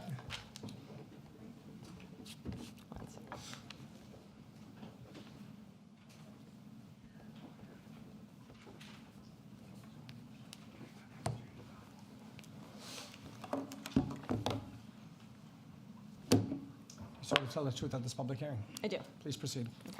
My name is Reem Townsend. I am a Bolingbrook resident. I've been here since 2019. My husband and I bought our home here to raise our blended family. And for transparency, I'm also a DuPage Township trustee. I have young children here. My toddler is 2. She's in gymnastics and she swims with the Park District. My son is involved in football and boxing. We frequent this area of town often for youth township events, for village events. Never ever have I felt unsafe in this part of town or on the west side, which is where I live. In fact, I feel safer here. The police station is right here, and it's very close to the proposed food pantry location. The anti-statements that all seem to be based on this location and fear of this location. The people that go to the food pantry are our community members. They are parents, their families, they're elderly. I have also volunteered there. They live here. They may even be in this room. To say that's a bad location and then in the same sentence talk about how they have young children and don't want to worry about them being outside, or they don't want to fear walking outside, that's all under the wrong thoughts that poor people are dangerous. Just think about how that sounds to someone who visits the food pantry, that you're scared of them. That if they get a little too close to you, your home, or your children, that you are scared. We saw someone here just a few moments ago testify how it hurt her to hear these letters, to hear people say that. And then we have people say, we want to help people. Here is the opportunity to prove that. We have a need here. This is the center of the township and in a location that the majority of the people need a food pantry. So prove to the people in this room that you don't view them as dangerous. I urge you to vote yes with whatever stipulations and conditions that you feel comfortable. Thank you. Thank you.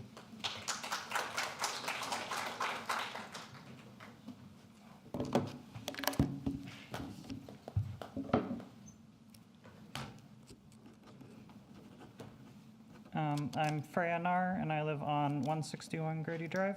And do you swear I do. tell the truth at this public hearing? I do. Please proceed. You have 3 minutes. So first, I'd like it to be considered that I feel like nobody's really mentioned this, that the people that really need this food pantry aren't the type of people that can come here and support it, because, I mean, we've been here like almost 3 hours, or more than 3 hours, so I'd like that to be known that I'm sure there's tons of people that really need this food pantry, that their voices can't really be heard. Next, every day that we delay this is just going to cost our village more and more money as we waste time on all these meetings just trying to figure it out. And I feel like we've had so many questions. We've had to come defend this pantry so many times, and it's just like I would rather be volunteering my hours than trying to defend it. Next, I'm somebody that rides my bike. I don't drive. I can't really drive. And I really haven't heard anyone talking about that. Everyone's talking about how everyone is going to drive to the food pantry. But the people that are going to the food pantry are A, like they said, living in Bolingbrook, so they're more likely to be able to walk or drive. And B, if they can't afford food, there is a higher likelihood that they can't afford a car as the cost of living increases, as the cost of cars increase. And also, I do think that as the climate gets worse, we really should be thinking about how to reduce our car impacts. So it's really kind of upset me as I keep hearing people talk about, oh, the traffic's so bad, the traffic's so bad. But I am somebody that that is one of my biggest concerns is how bad the traffic is in Bolingbrook, because as somebody who rides my bike, those cars have a potential to kill me. And I know that this location off Canterbury is off the one bike lane we have in Bolingbrook. So if I'm gonna ride my bike to the food pantry, I can get to this food pantry, and which is why I plan on volunteering for it, but I can't even get to the one in Romeoville, sorry, because I can't get my bike down there. Like they said, there's tons of trucks all down there. It's a dangerous area. I could not ride my bike there. I would probably get run over and die. And I believe that is, I see tons of residents riding their bikes, and that's just something that has not been addressed, that there's lots of us that don't have cars, that don't want cars, that don't need cars. And we're talking about not having enough parking spots for a food pantry, which is just crazy to me. Because the people that really need food, and I've seen food pantries run with so many fewer parking lots. And I've read study after study that talks about how parking minimums are absolutely killing our community. You see so many empty parking lots in Bolingbrook. I That's don't want 3 just minutes. another Thank you. big empty parking lot. I want a food pantry. Thank you. Thank you.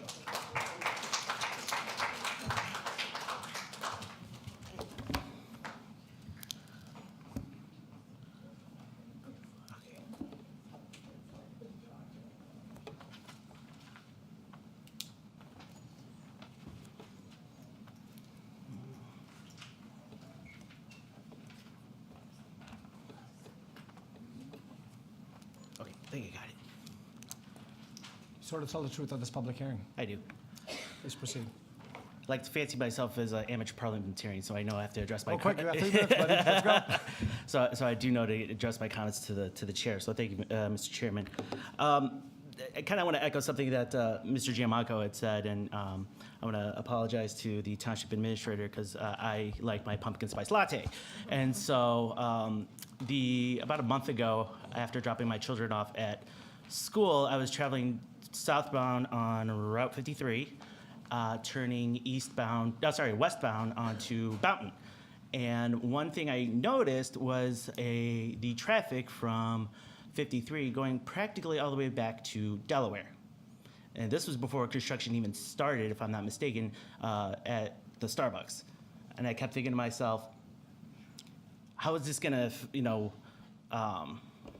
what's this gonna be with, when the Starbucks is built? One thing I did fail to mention, so I do apologize, to back up a little bit for full disclosure, I am the current General Assistance Administrator for the township. But one thing I thought was, was there ever a traffic study conducted when Starbucks approached the village? That's a question. I don't expect an answer for that, but it's a question to be thought of. And I just think of all the different things throughout the village, such as, some things some folks brought up, which was, the fire station on Lily Cash. Well, if you ever been to Target and been in at that stoplight right there, and the fire department has to go on a call, how difficult it is for the fire department to get those trucks through too. No one seems to have an issue with that, it seems. Location of that in conjunction with schools and stuff. Lily Cash and Lindsay, 3 brand new warehouses. Yeah. Right down the street from Jane Addams.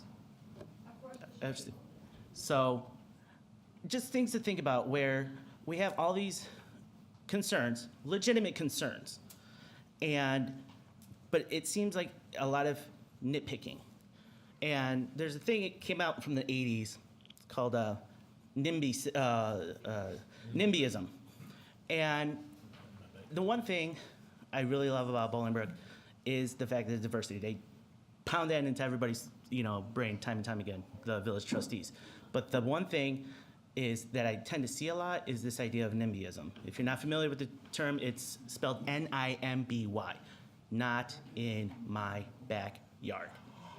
This idea that, hey, I'm for affordable housing, just don't put it over here. I'm for a homeless shelter, just don't put it over here. I'm for a food pantry, just don't put it over here. And we hear that a lot. That's 3 minutes. Thank you very much. Thank you.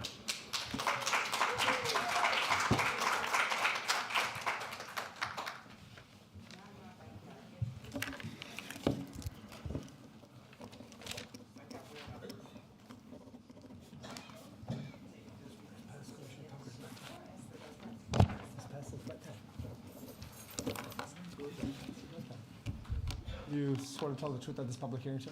I do. Please proceed. My name is Jake Holder. I'm 20-some odd resident. I'm a little confused that I wasn't going to come up here. I wasn't going to take up any more time. You read my letter. But I thought that this was a meeting to approve or not approve or give about the location of where this is going to be built. Not whether we need it, okay, how much we need it. It was, should this be the spot? Okay, and if I'm wrong, I'm wrong, but that's what I thought it was. All right, so it's not nitpicking, talking about what's happened in this neighborhood since I've moved in. And this is a neighborhood. All right, I disagree with whoever said it's not. This is a neighborhood. Okay, and I've seen it, and I didn't speak up. And if you don't speak up, it's going to get worse. Okay, they could build a grocery store there. I'd be here right now.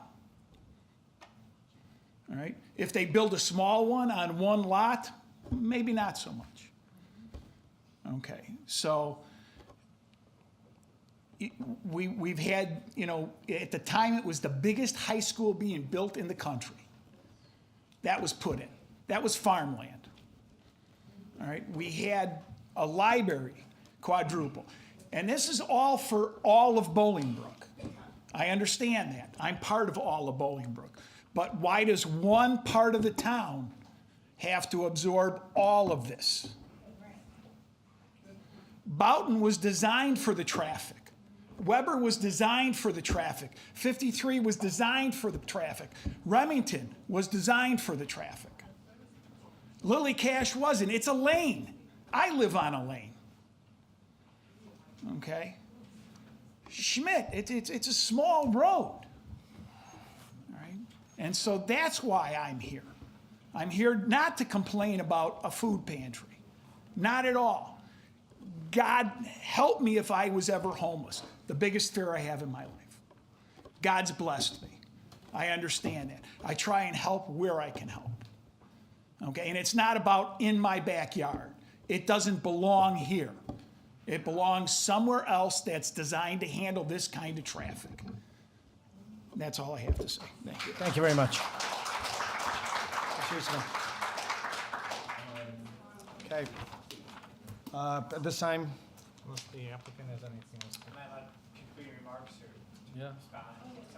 you'll get your 3 minutes. Come on up. It's public testimony. I don't think I'm going to take 3 minutes. I also don't think I'm subject to it as the applicant. All good. but- All good. Yeah, anyway. Ms. Heinley. Thanks. I know we've all been here a long time. I want to thank you, Mr. Chairman, and the board for your consideration, and everyone here for their thoughtful comments. I want to remind this body in your deliberation that you have a record before you where we have addressed with traffic studies concerns about traffic. The facts do not support that this is a heavily trafficked area. To the extent that you disagree with that contention, I would strongly encourage you at your next meeting to think about rezoning the property because of the permissible uses in a B1 district. The gentleman said he'd be here if there was a grocery store coming to the site to object, but he wouldn't be because there would be no hearing here. It can just come. You've zoned the property B1. What that means, and your council will advise you of this, is that the village has determined that this site is appropriate for commercial usage. Moreover, the village has determined by designating this a special use site for the type of use being proposed, that if we as an applicant are able to demonstrate compliance with the 5 or 6-prong criteria set forth in the village code, that we are entitled to a vote in favor, ultimately, from the village board. Moreover, to the extent that conditions can be appended to that vote of recommendation that reasonably relate to the required standards that would bring us in your considered judgment within those standards, that we are entitled to a yes subject to those conditions. That's already been determined by the way that you zone the property. Staff said at the outset that his staff official recommendation, which has been referenced many times by the chair this evening, was authored prior to the responsive materials that were drafted that have, in my view, resolved all of those questions. The township is experienced in running these operations. I think the record will demonstrate that we fulfill the criteria you're tasked with judging us on. And again, to the extent you disagree, if you need to append conditions, I guess that can happen. It doesn't serve any of the taxpayers, many of whom would be funding both sides, to have a protracted battle about this when the record is very clear that we have satisfied the criteria as well as the LaSalle and Sinclair factors as it relates to this site. The record will bear that out. If this body needs a continuance because they have some further lingering question, or the police department wants to make a suggestion as to how the security plan could be tweaked, we are open to that. Again, we are the operators of the site. We can be flexible. We'd like to work with the village to make this work. So thank you for your time this evening, and I appreciate your considered judgment. Thank you. Thank you. Thank you. Thank you for your comment. At this time, we have a motion to close the public hearing. Moved. Commissioner Schenk, Second. second Commissioner Tucker. Roll call vote, please. Commissioner Tucker? Here. Commissioner Shank? Yes. Commissioner Shea? Yes. Commissioner Flores? Yes. Commissioner Wright? Yeah. Commissioner Patel? Yes. Chair Ali? Yes. Thank you. At this time, I'd like to propose findings of fact as follows. Having duly noticed and held public hearing on October 18, 2023, with respect to approval of the application by Gary Marshke, DuPage Township, for a special use permit for a planned development with variances and concept plan to allow for the construction of a resource center and food pantry at the northeast corner of Canterbury Lane and Lily Cash Lane in Bolingbrook, Illinois. The plan of commission finds that the proposed planned development fails to meet the following standards set forth in the zoning ordinance. The facts, findings, analysis, and recommendations contained in the Village of Bolingbrook Planning Commission staff report for project number 403.23 are adopted and incorporated as if set forth fully herein. The proposed plan must be consistent with the stated purposes of the planned development regulations in the following respects. Environmental design in the development of the land that is of higher quality than is normally possible through the strict application of general zoning ordinance requirements, and diversification in the uses permitted and variation in the relationship of uses, structures, open spaces, and heights of structures in developments conceived as cohesive, unified projects. And provision for functional and beneficial use of open space and preservation of natural features of a development site and rational and economic development in relation to public services. Creation of a variety of uses and compatible arrangements to provide a greater choice of living, working, and shopping environments. The Plan Commission finds that the applicant has not provided sufficient information to demonstrate that the proposed plan meets the above purposes that would allow for the issuance of a special use permit for a planned development. The proposed plan departs from the zoning and subdivision regulations otherwise applicable to the subject property, including but not limited to the density, dimension, area, bulk, and use, and such variances and departures are not in the public interest and are otherwise incompatible with the applicable regulations because there would be inconvenient or unsafe access to the proposed planned development. The likely increase in traffic congestion in the streets that adjoin the planned development, given the number of estimated patrons, the proposed hours, and the amount of parking stalls provided. There would be an undue or disproportionate burden on inter alia fire and police protection and other public facilities that serve or are proposed to serve the planned development, given the applicant's security plan does not account for new services that it proposes to provide. The proposed plan does not meet requirements and standards of the planned development regulations as follows. A, the proposed development will not injure or damage the use, value, enjoyment of surrounding property, nor hinder or prevent the development of surrounding property in accordance with the comprehensive land use plan of the village. And the proposed buildings or use will not have substantial adverse economic effect upon existing businesses in the vicinity and will not have an adverse impact upon the tax bases of units of local government and school districts, and the entire tract or parcel of land be occupied by the proposed development will be held in a single ownership, or if there are two or more owners, the application for such proposed development shall be filed jointly by all such owners. And the development plan will contain such proposed covenants, easements, and other provisions relating to the bulk and location of buildings, uses, and structures, and public facilities as are necessary or desirable for the welfare of planned development and are not inconsistent with the best interest of the village. And the location and arrangement of structures, parking areas, walks, lighting, and appurtenant facilities will be compatible with the surrounding land uses, and any part of a proposed development not used for structures, parking and loading areas, or accessways shall be landscaped or otherwise improved.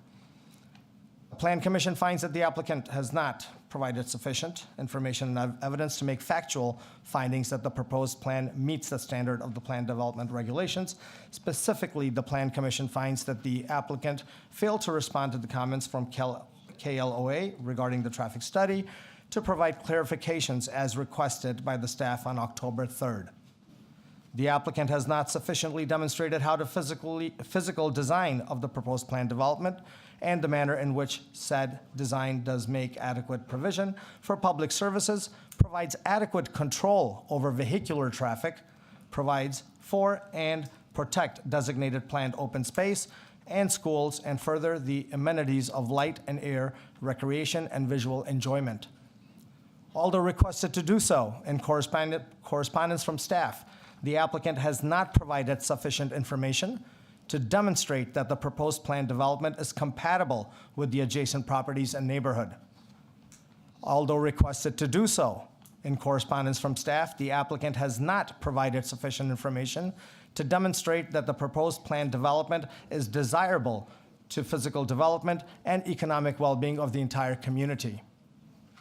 Although requested to do so in correspondence from staff, the applicant has not, for the record, provided sufficient information to demonstrate that the proposed plan development is in conformance with the recommendations of the comprehensive plan. With that being said,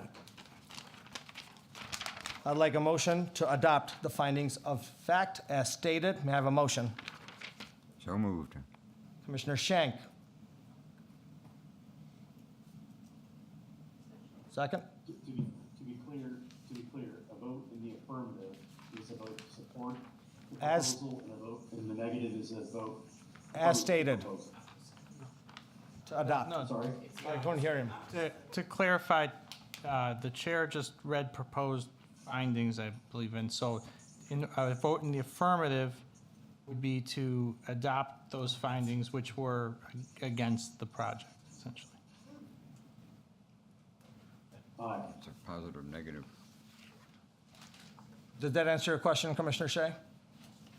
Yes. Okay. So, motion. Commissioner Schenk? Yes. Have a second? Second. Commissioner Tucker? Roll call vote, please. Commissioner Tucker? Yeah. Commissioner Schenk? Yes. Commissioner Shea? Yes. Commissioner Wright? Yes. Commissioner Flores? Yes. Commissioner Patel? Yes. Chair Ali? Yes. That being said, I'd like to entertain a motion to recommend denial of project number 403.23 for the DuPage Township Resource Center and Food Pantry. Motion. So moved. Commissioner Schenk. Second. Second, Commissioner Flores. Roll call vote, please. Commissioner Tucker? Nay. Commissioner Schenk? Yes. Commissioner Shea? Just want to clarify, I want to be very clear. If I vote yes, I am voting to support the motion denying. Correct, denying the project. I'm sorry, I couldn't do that. That is correct. Yes, That's a yes, Commissioner, okay? that is a yes. Thank you. Commissioner Wright? Yes. Commissioner Flores? Yes. Commissioner Patel? Yes. Chair Ali? Yes. Thank you. Any new business? Hearing none, any old business to be heard? Citizens? I have nothing to report as chair. Anything from the commissioners? I would like to make a brief statement. Yes, Commissioner Shea. I do not know who it was in the crowd earlier, but someone impugned the character of our staff, and I find that appalling. Our staff have conducted themselves with nothing but the utmost skill and integrity, and I just feel like somebody has to say that. Well, I as chair, certainly echo your sentiments, Commissioner Shea.